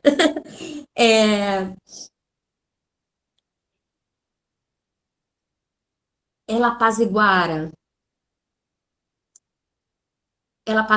tão bem a vida, cuidara tanto para que esta não explodisse, mantinha tudo em serena compreensão, separava uma pessoa das outras, as roupas eram claramente feitas para serem usadas, e podia-se escolher pelo jornal o filme da noite. Então ela já adianta o filme da noite que ela vai ver com os filhos pelo próprio jornal, porque nada é espontâneo na vida dessa mulher. Tudo feito de modo a que um dia se seguisse ao outro. E o cego mascando goma despedaçava. Então a mastigação desse homem despedaçou a percepção dela sobre a própria vida. E através da piedade aparecia a Ana uma vida cheia de náusea doce. Então essa náusea, esse nojo, é doce também. Olha que contradição, né? Até a boca. Mostra várias sensações ao mesmo tempo, dando um aspecto perfeito, de desorientação. Essa mulher está em crise, está desorientada. Ela vê o homem mascando, o cego mascando chicletes, e ela começa a perceber o calor, as pessoas têm rosto, uma mulher pode empurrar o filho. Ela sente náusea, né? Essa sensação de desconcerto, mas ao mesmo tempo isso é doce, isso é prazeroso para ela. Só então percebeu que há muito passaram do seu ponto. E ela perdeu o ponto. Olha só, essa mulher tão controladora perdeu o ponto de descida. Na fraqueza em que estava, tudo a atingia como um susto. Desceu do bonde com pernas débeis, olhou em torno... Então, ó, essa desorientação que a Evelyn falou, pernas débeis, olhou em torno de si, segurando a rede suja de ovo. Por um momento, não conseguia orientar-se. Parecia ter saltado no meio da noite. Então, essa escuridão que aparece, né? No meio da noite, essa dificuldade de ver o que vem em frente. Ela não sabe onde ela está perdida. Era uma rua comprida, com muros altos amarelos. Seu coração batia de medo. Ela procurava inutilmente reconhecer os arredores, enquanto a vida se descobrira. Enquanto a vida que descobrira continuava a pulsar, e um vento mais morno e mais misterioso rodeava ali o rosto. Então, o vento morno, ela está sentindo as coisas.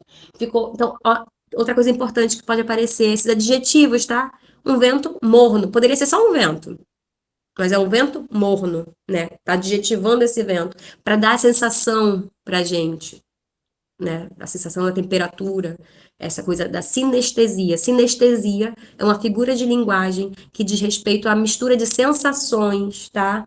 É nauseante e é doce ao mesmo tempo, tá?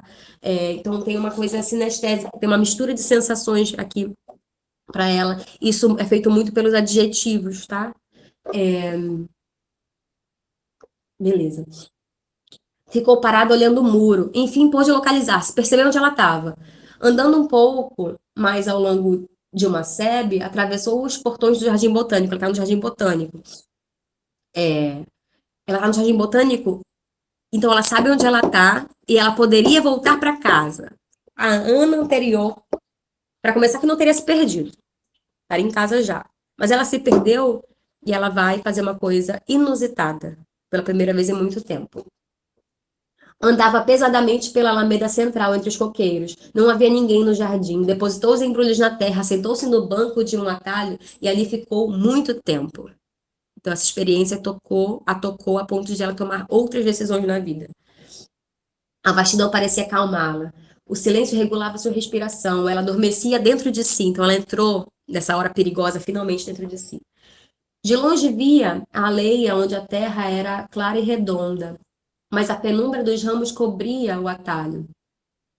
Ao seu redor havia ruídos serenos, cheiros de árvores, pequenas surpresas entre os cipós. Todo o jardim triturado por quê? Pela mastigação, tá? Pelos instantes jamais apressados da tarde, de onde vinha o meio sonho pelo qual estava rodeada. Por um zunido de abelhas e aves. Tudo era estranho, suave demais, grande demais. Um movimento leve e íntimo sobressaltou. Voltou-se rápida. Nada parecia se ter movido. Mas na aleia central estava imóvel um poderoso gato. Por isso que o meu gato estava aqui. Com a gente. Seus pelos eram macios. Em novo andar silencioso, desapareceu. Inquieta, olhou em torno. Os ramos se balançavam, as sombras vacilavam no chão. Um pardal ciscava na terra. E, de repente, com mal-estar, pareceu-lhe ter caído numa emboscada. Fazia-se no jardim um trabalho secreto do qual ela começava a se perceber. Ela nunca tinha percebido. Mostra em conjunto que ela havia se encontrado por saber onde estava. E também encontrava-se interiormente. Perfeito, Evelyn. Ela finalmente se identificou onde ela estava no Jardim Botânico. Ela poderia ter voltado para casa, mas ela senta e fica um instante ali. Nesse instante, ela se conecta com ela mesma, né, com o seu interior, e ela começa a perceber que existe todo um trabalho da natureza, aí volta essa natureza que chama a atenção dela, né? Existe todo um trabalho da natureza secretamente acontecendo enquanto a gente vive as nossas vidas. E ela começa a se conectar com essa natureza. Sim, beleza. Eu tô indo mais rapidinho só pra gente conseguir depois almoçar, tá, gente? Então eu tô avançando. Mas se vocês quiserem falar qualquer coisa, fiquem à vontade. Nas árvores, as frutas eram pretas, doces como mel. Havia no chão caroços secos, cheios de circunvoluções, como pequenos cérebros apodrecidos. Ó, a podridão aí. Ao mesmo tempo, a doçura, o mel. O banco estava manchado de sucos roxos. Com suavidade intensa, rumorejavam as águas. No tronco da árvore pregavam-se as luxuosas patas de uma aranha. A crueza do mundo era tranquila, o assassinato era profundo, e a morte não era o que pensávamos. Morreu uma versão dessa mulher. Ao mesmo tempo que imaginário, era um mundo de se comer com os dentes, um mundo de volumosas dálias e tulipas. Ela está agora saboreando esse mundo, né? Ela está mastigando esse mundo. Os troncos eram percorridos por parasitas folhudos, o abraço era macio, colado, como a repulsa que precedesse uma entrega. Era fascinante, a mulher tinha nojo e era fascinante. Olha esse nojo que chama a atenção dela, esse nojo que ela nunca se deixou permear, né? Rumorejavam tipo, murmuravam, como se as árvores estivessem a julgando novamente. Sim, essa natureza conversa com ela, tá? Mas ela não prestava atenção. Essa natureza conversa com ela, mas ela achava que a natureza simplesmente ria dela, né? Fazia chacota dela. Mas agora ela está se conectando com essa natureza de outro lugar. Ela está prestando atenção, ela está vendo os detalhes, ela está conhecendo esse misterioso trabalho que a natureza faz, a revelia da gente.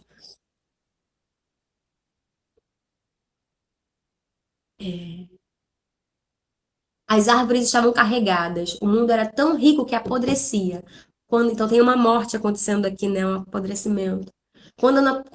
Quando Ana pensou que havia crianças e homens grandes com fome, a náusea subiu-lhe a garganta, como se ela estivesse grávida e abandonada. A moral do jardim era outra.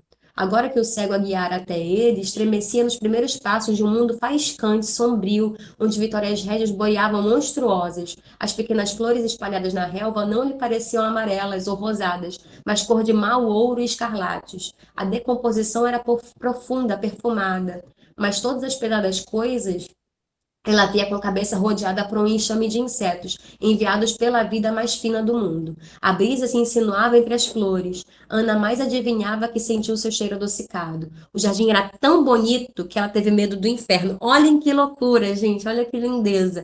É sempre contraditório, as coisas morrem para a nova vida vir, né? As coisas ficam viscosas, apodrecem, existe bem e mal no mundo, o mundo é incontrolável, ela não consegue controlar esse mundo. Era quase noite agora e tudo parecia cheio, pesado. Um esquilo voou na sombra. Sob os pés, a terra estava fofa. Ela consegue sentir a terra fofa finalmente. Qual é a textura da terra, né, que a gente pisa? A gente presta atenção se está fofa, se tá rugosa, a gente não presta atenção nisso no nosso dia a dia, né? Pode-se ter a interpretação de que ela estaria meditando naquele local, porque a medição ajuda a esclarecer o que está em volta, ajudando a sair dos pensamentos que tem em si. Eu acho, Evelyn, que ela está assim, interpretação, tá? Porque esse é o tipo de momento que o que a gente tem de dado é que existe uma mulher no Jardim Botânico fazendo algo que ela não faria normalmente na vida dela, admirando a natureza e colhendo impressões com os seus sentidos de tato, de visão, né, de olfato sobre essa natureza, se conectando, né? Mas, claro, a gente pode dar uma cor maior para essa interpretação. Então, você pode sim dizer que é um tipo de meditação no sentido de ela entrar em si, se conectar com esse mundo de um lugar em que ela não vai pensar na família, pode, mas isso já é uma interpretação mais pessoal, tá? Já é olhar aquela parte da, da figura que a gente não vê e criar um sentido para aquilo. Mas faz sentido sim, faz sentido sim. Fez sentido o que eu te respondi? Tá ótimo. Mas quando se lembrou das crianças, diante das quais se tornara culpada, ergueu-se com uma exclamação de dor. Lembrou que tinha família, que era uma coisa que sempre estava no imaginário dela o tempo todo, e ela se desconectou com isso, disso. Lembrou que tinha alguma coisa, né, que tinha que voltar para casa. Alguém ficou rindo aí. Agarrou o embrulho, avançou pelo atalho obscuro, atingiu a alameda. Quase corria e viu o jardim em torno de si, com sua impersonalidade soberba. Sacudiu os portões fechados, sacudia-os segurando de maneira áspera. O vigia apareceu espantado de não a ter visto. Ela ficou presa no jardim botânico. Ela não percebeu que o jardim estava fechando, ela estava tão conectada com aquele espaço que ela não percebeu que o vigia tinha trancado ela lá dentro. Enquanto não chegou à porta do edifício, parecia à beira de um desastre. Correu com a rede até o elevador, sua alma batia-lhe no peito. O que sucedia? A piedade do cego era tão violenta como uma ânsia, mas o mundo lhe parecia seu, sujo, perecível seu. Finalmente o mundo é dela. Não mais da família. Família não é um mundo, o mundo é maior que a família. Abriu a porta de casa. A sala era grande, quadrada, as maçanetas brilhavam limpas, os vidros da janela brilhavam, a lâmpada brilhava, tudo brilhava porque ela tinha deixado tudo limpo. Que nova terra era essa? E por um instante a vida sadia que levara até agora pareceu-lhe um modo moralmente louco de viver. O menino que se aproximou correndo era um ser de pernas compridas e rosto igual ao seu, que corria e abraçava. Apertou-o com força, com espanto. Protegia-se trêmula, porque a vida era periclitante, a vida era outra, a vida trazia outras sensações para ela agora. Ela amava o mundo, amava o que fora criado, amava com nojo. Do mesmo modo como sempre fora fascinada pelas ostras, com aquele vago sentimento de asco que a aproximação da verdade lhe provoca, avisando-a. Abraçou o filho, quase a ponto de machucá-lo. Isso ela não fazia, né? Agora ela finalmente está sentindo outra coisa pelo filho, está sentindo aquele abraço de outro lugar. Como se soubesse de um mal. O cego ou o belo jardim botânico? Agarrava-se a ele, a quem queria acima de tudo, fora atingida pelo demônio da fé. A vida é horrível, olha o que ela fala pro filho dela. A vida é horrível, disse-lhe baixo, faminta. O que faria se tivesse o chamado de... Desculpa. O que faria se seguisse o chamado do cego? Iria sozinha. Havia lugares podres e ricos que precisavam dela. Ela precisava deles. Tenho medo, disse. Sentia as costelas delicadas da criança entre os braços. Ouviu seu choro assustado. Mamãe, chamou o menino. Afastou-o. Olhou aquele rosto. Seu coração crispou-se. Não deixe mamãe te esquecer, disse-lhe. A criança mal sentiu o abraço se afrouxar, escapou e correu até a porta do quarto, de onde olhou-a mais segura. Era o pior olhar que jamais recebera. O sangue subiu-lhe o rosto, esquentando. Ela fica com vergonha porque ela fala coisas para o filho que ela não imaginava que ela falaria. O mundo é horrível, o mundo é terrível. Não me deixe de esquecer, eu posso te abandonar. Eu posso ir embora, eu posso morrer, né? Sim, Evelyn. A Evelyn falou uma coisa muito legal aqui em cima que eu não tinha visto. Na hora que o vigia fechou no Jardim Botânico, é como se ela tivesse tão conectada com a natureza que ele nem percebeu que ela não era parte daquela natureza. Ela nem reconhece o filho que chega até ela. Sim, ela vê esse menino de outro jeito, como ela nunca tinha visto antes. Ele é estranho, ele tem um rosto igual ao dela, né? Menino de pernas longas, se não me engano. Deixou-se cair numa cadeira. Esse cair numa cadeira provavelmente não é aquela postura que a gente viu na capa. É outra mulher que tá aí. Ela se deixa cair. A criança chega a se assustar exatamente pelas coisas que ela fala. Que mulher é essa que tá me falando essas coisas? Minha mãe nunca agiu assim, me abraçando desse jeito apertado. Com os dedos ainda presos na rede, de que tinha vergonha. Não havia como fugir. Os dias que ela forjara haviam se rompido na crosta e a água escapava. Estava diante da ostra. A ostra que tem essa coisa viscosa, né? Então sempre esse retorno. E não havia como olhá-la. De que tinha vergonha? é que já não era mais piedade, não era só piedade. Seu coração se enchera com a pior vontade de viver. Então agora ela tá com vontade de viver. Gente, ainda tem mais uma página e meia e eu tô com medo do horário. Vou pedir ajuda da Luísa aqui para tomar uma decisão. Luísa, o que que a gente faz?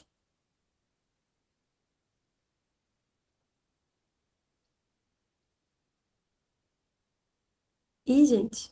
Eu sigo, gente? O que vocês acham?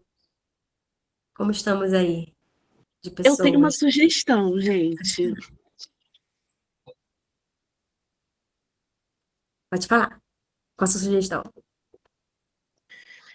Então, o que que vocês acham da gente fazer uma pausa e depois do almoço a gente retornar, talvez? Pra... Aí eu acho que eu não consigo. Será que eu leio Então, rapidinho ou a esse gente pode direto? seguir também, ou a gente pode seguir até terminar. Se o pessoal, se vocês estiverem de acordo, por mim, eu sigo. Vocês ficam comigo, vocês não me abandonam? Eu não vou abandonar, eu estou adorando esse momento. Muito Então eu bom. vou seguir rapidinho, por mim pode seguir, então eu vou seguir direto, porque a minha, eu falo muito, gente, Deus me livre. Eu vou seguir sem fazer muitos comentários, e a gente faz o comentário só no final, tá bom? Vou tentar, é porque eu me espanto com a Clarice, aí eu fico querendo, querendo falar, mas vamos prosseguir para não perder o feeling. Beleza, então vamos. Vou seguir, vou ler até o final, e a gente faz uma conclusão com o desfecho, tá bom?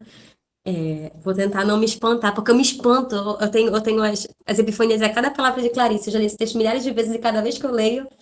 Enfim, vamos lá. Tan, tan, tan.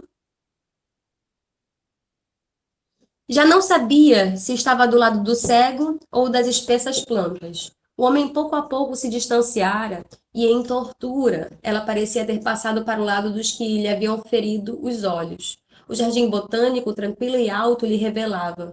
Com horror descobria que pertencia à parte forte do mundo e que nome se deveria, desculpa, e que nome se deveria dar à sua misericórdia violenta. Seria obrigada a beijar o leproso, pois nunca seria apenas sua irmã. Um cego me levou ao pior de mim mesma, pensou espantada. Sentia-se banida porque nenhum pobre beberia água nas suas mãos ardentes. Ah, era mais fácil ser um santo que uma pessoa.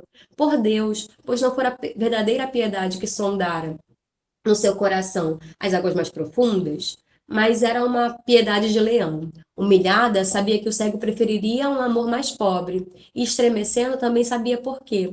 A vida do jardim botânico o chamava como um lobisomem é chamado pelo luar. Então, essa convocação, né?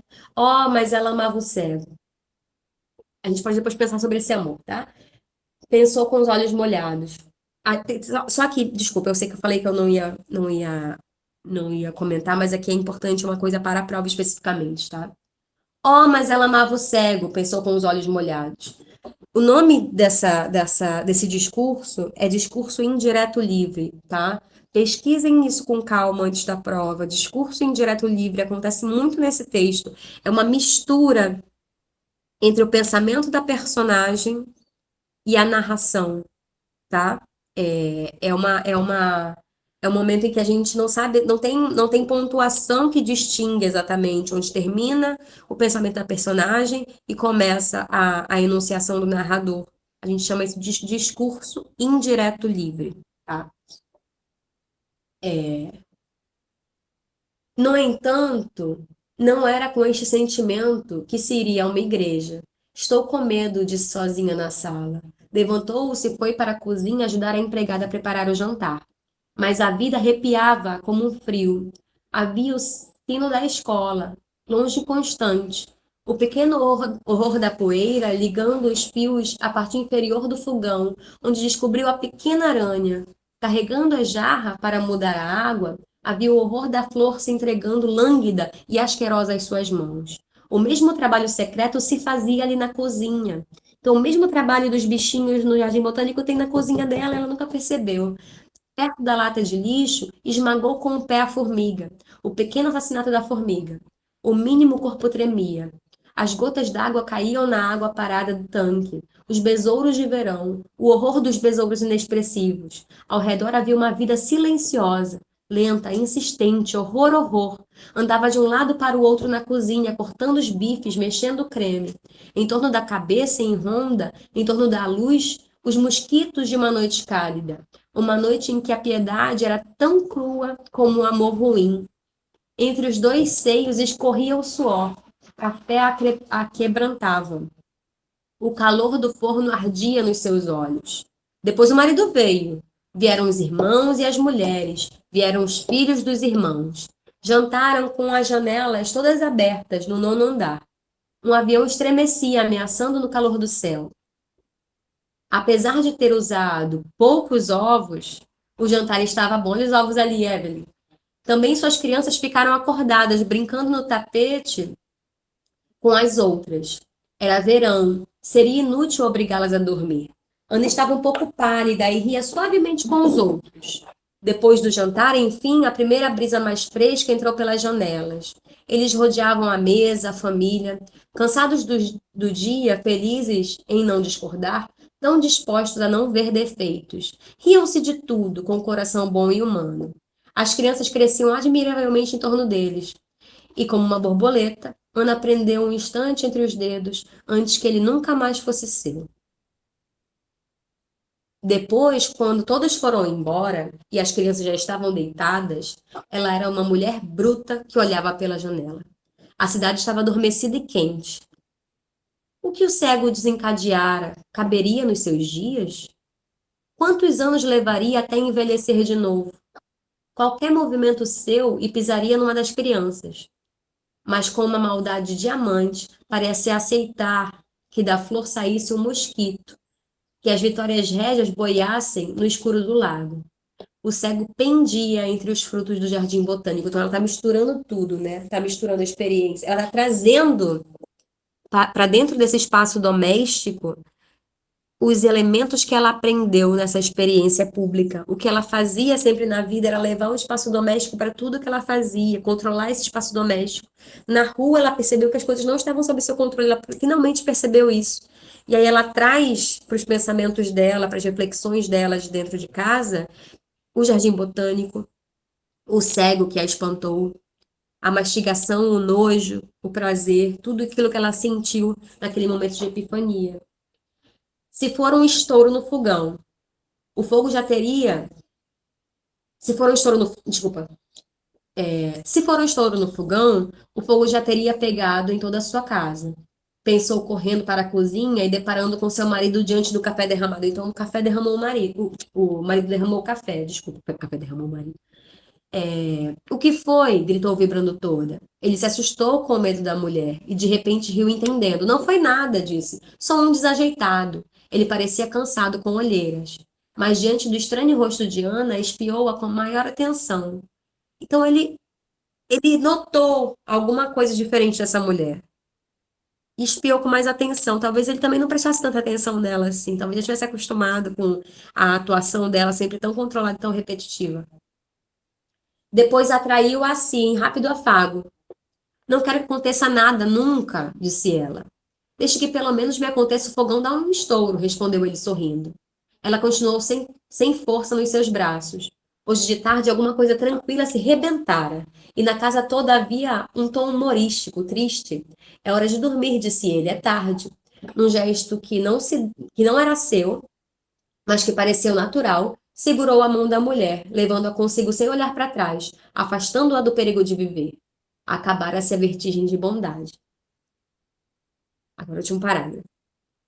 E, se atravessar o amor e o seu inferno, penteava-se agora diante do espelho, por um instante sem nenhum mundo no coração. Antes de se deitar, como se apagasse uma vela, soprou a pequena flama do dia. Vamos conversar rapidinho sobre esse final do texto, que eu li muito rapidinho, desculpa, minha leitura ficou meio entrecortada, que eu estava tentando ser rápida. Vou ler aqui o que a Evelyn falou, mas tem muita coisa também nessa segunda parte, tá? Que a gente acabou indo muito rapidinho. Tem esse retorno dela, o que acontece aqui é o retorno dela para o lar. Só que esse retorno para o lar vem carregado de outras coisas. Então, ela se relaciona de maneira diferente com o filho, ela se relaciona de maneira diferente com o marido.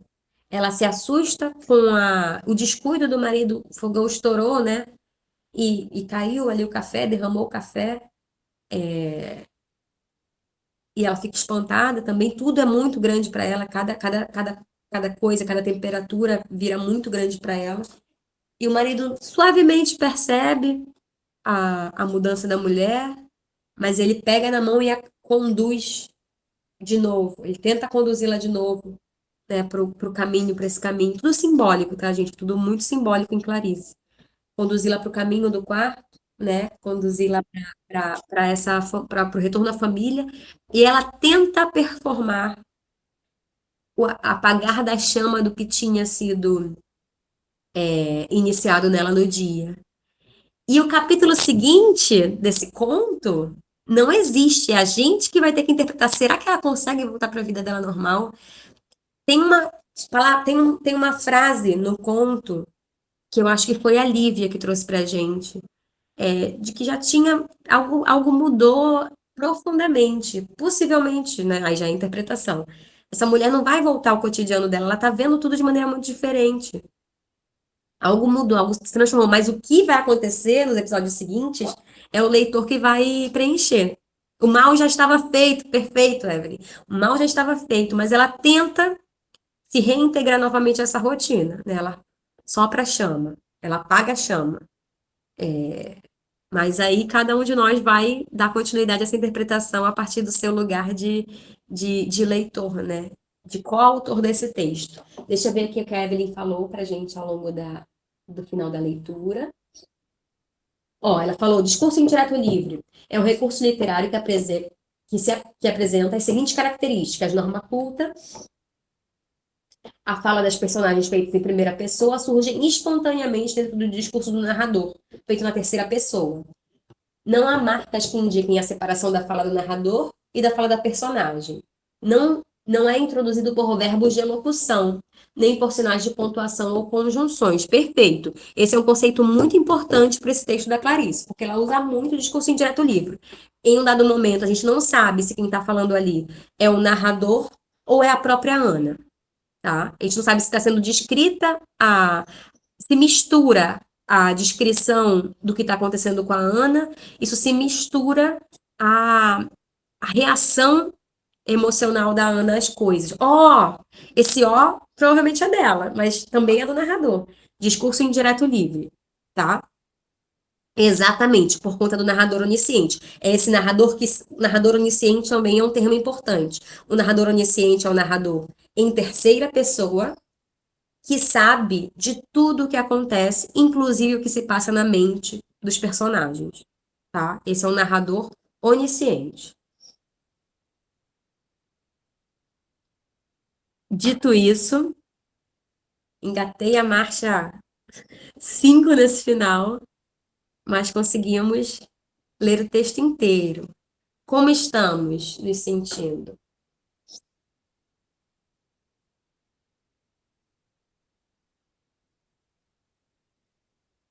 Impactada? Ai, que ótimo! Foi incrível, que ótimo, Luiz, que ótimo, Evelyn. Fez sentido para vocês?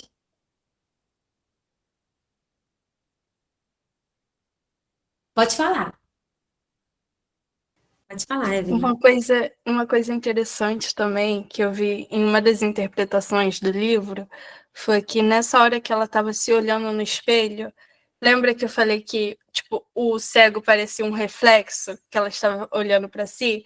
E agora o reflexo que ela está vendo, ela é só a aparência de si mesma, que ela aparenta normalmente para a família dela, e não o verdadeiro sentimento dela. Eu acho muito interessante toda essa conexão que tem no conto inteiro. É muito incrível, realmente. A interpretação foi maravilhosa. Eu amei. Maravilha, Evelyn, muito obrigada. E assim, é isso, cada parágrafo, leiam mais esse texto, e leiam mais vezes, porque ele é muito saboroso de ler, de mastigar, né? Porque cada vez que a gente lê, até hoje eu já li 300 vezes, mentira, 300 é muito, mas já li muitas vezes esse texto, e cada vez que eu leio, tem coisa nova, tem um simbolismo novo nesse espaço entre as palavras da Clarice. Tudo é pleno de sentido, e não só de sentido cognitivo, mas especialmente de sentido que aciona os nossos sentidos mesmo. Esse chão fofo, essa doce nojeira da vida acontecendo. Tem uma aranha, e tudo é lindo, assim, tem uma aranha no fogão dela, que ela nunca percebeu. A vida se faz para além dos componentes da casa que ela conhecia antes, né? Esse olhar no espelho, o que representa esse olhar no espelho dessa mulher que se olha de maneira diferente, ela olha como as pessoas olham para ela, ela olha para essa família de maneira diferente também, a coisa da mesa, né? Quem foi foi numa noite em que os irmãos apareceram, né? Então tem outras pessoas compondo essa mesa, as crianças que brincam ali, tudo isso a gente pode destrinchar, mastigar mesmo. Então, um exercício que eu sugiro para vocês, né? Mastiguem mais esse texto, né? Voltem a ele e tentem saborear essas palavras de novo. Vejam se tem outras coisas, tem muitas outras coisas que a gente não discutiu hoje, de simbolismos que estão ali em várias camadas desse texto. Ai, que lindo, Roberta! Muito obrigada! Eu vi que a Roberta falou que ficaria o dia inteiro. Que lindo, obrigada! Ah, Lívia, obrigada! Ótimo! Detalhem mesmo, mastiguem esse texto. É um saboroso que dá esse nojinho, dá esse prazerzinho, dá isso tudo pra gente.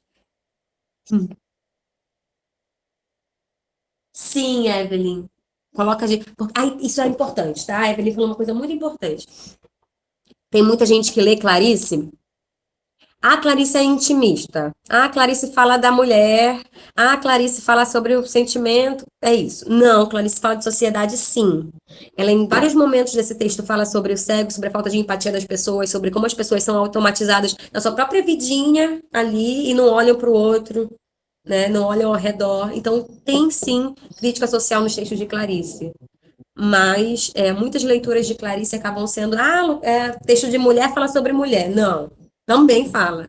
Porque também a sociedade e muitas vezes não existe tanto espaço de publicação feminina até hoje, né? Imaginem na década de 60, quando Clarice publicou. Então, sim, fala sim sobre mulher porque é uma pauta importante, mas fala também sobre outras críticas sociais, mas muito nessas camadas que só um bom leitor consegue acessar, tá?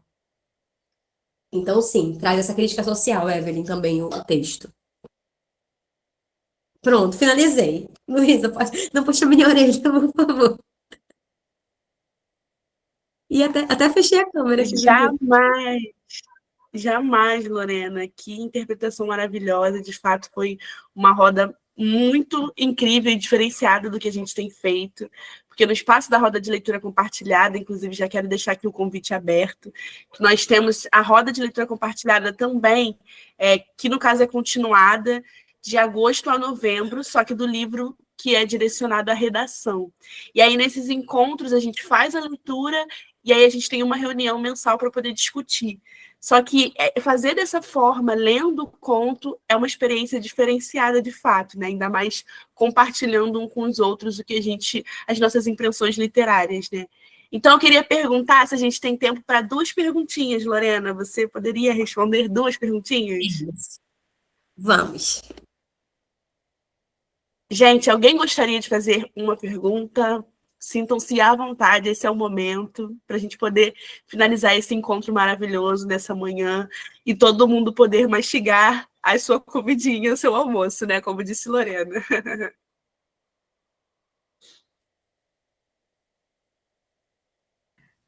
Quando a gente vai ter esse encontro de novo? Eu amei.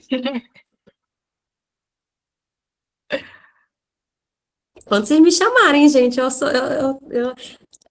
tô aqui. Eu sou uma grande admiradora do projeto. Me chamam, eu venho. Pois se prepare para receber muitos convites. Inclusive, fica aberto o convite para a roda de leitura compartilhada. Eu não me lembro ao certo título. Alguém se lembra? Pode colocar aqui no chat o título que vai ser da redação?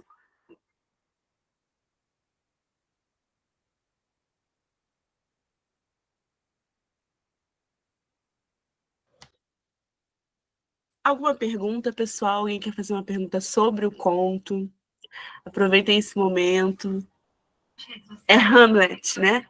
É o livro da redação. Fortíssimo, gente. Que isso, também dá Dá bastante pano pra manga, ó. Esse ano tá especial. Está mais que convidada, viu, Lorena? Farei o convite formalmente. Tá. Meu Silvão falou uma coisa muito linda aqui, gente. Nossa, linda, esse texto sem palavras, principalmente sua emoção nos tocou, mas com seu chamado de sua identidade, a sua percepção, mas principalmente se questiona de sua própria existência. Essa crítica social me pegou, pois chorei de tanta emoção e comoção que vocês nos fizeram, pois estamos em um momento de reflexão da nossa verdadeira identidade e a sua relação com o mundo ao nosso redor. Obrigada, Silvan. Obrigada pelo seu compartilhamento. Acho que a gente pode ir fechando para a gente ir comer nossa comidinha. Vocês acham? Claro. Gente, muito obrigada pela presença de todo mundo. Esse encontro ele vai ficar gravado, tá? E a gente vai disponibilizar o mais rápido possível no YouTube do Futuro ERJ e compartilhar com vocês em todos os canais de comunicação possíveis, tá? Vocês vão receber essa notificação. Muito obrigada a todos que estão aqui. Que vocês tenham um sábado maravilhoso e um bom almoço. E vale ressaltar que a lista de presença está no chat também. Obrigada, Lorena, por mais uma roda de leitura compartilhada incrível, que com certeza vai ser muito oportuna e proveitosa. Foi muito proveitosa, né? A gente viu que essa discussão foi muito, muito potente para o primeiro exame de qualificação do vestibular da UERJ, né? Que acontece no dia 9. Então, muito obrigada, pessoal. Um beijo e um bom sábado. Obrigada, querida. Muito obrigada pela oportunidade. Muito obrigada pelo espaço, pela mediação. Uma foto. Foi um prazer. Ai, foto. Será que já foram? Vamos tentar. Deixa eu colocar aqui. Tem muita gente aqui, gente. Segura a tua foto. Deixa eu colocar aqui na... Lorena, você poderia colocar no slide de início? Eu tirei várias fotos ao longo do encontro, assim. Tenho bastante registros. E também teremos a gravação. Pode ser esse com o título do amor? Claro! Pessoal, quem quiser aparecer para foto agora nesse momento, é só abrir sua câmera, mas se não quiser também não precisa, tá? Não é obrigatório. Oi! Seja... Ai, muito bom ver os rostinhos. Sim! Oi, Evelyn! Gente, que bom ver o rostinho de vocês! Bom, gente, ó... Eu queria...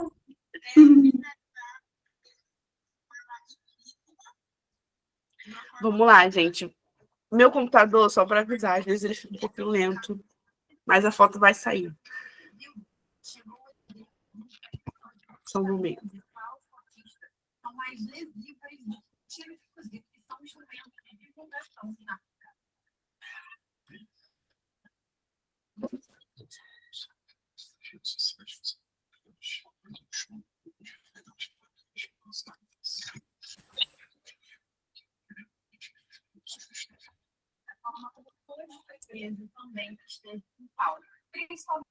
Acho que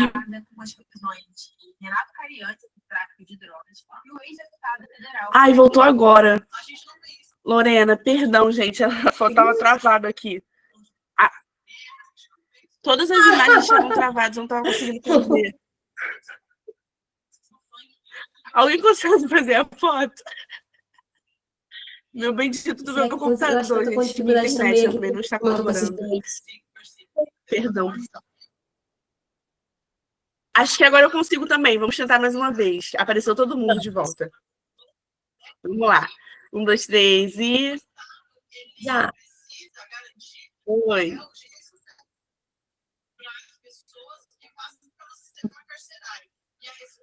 Conseguimos? Oi, galera.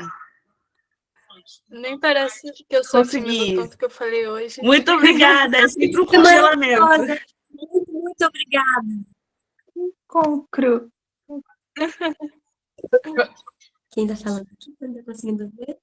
Tchau, gente. Obrigada pela aula. Obrigada, Cecília, Cláudia, Foi ótimo. Elisete, Evelyn, Júlia, Cauã, Luiz, Lívia, Raquel, Roberta. Muito obrigada. Beijos.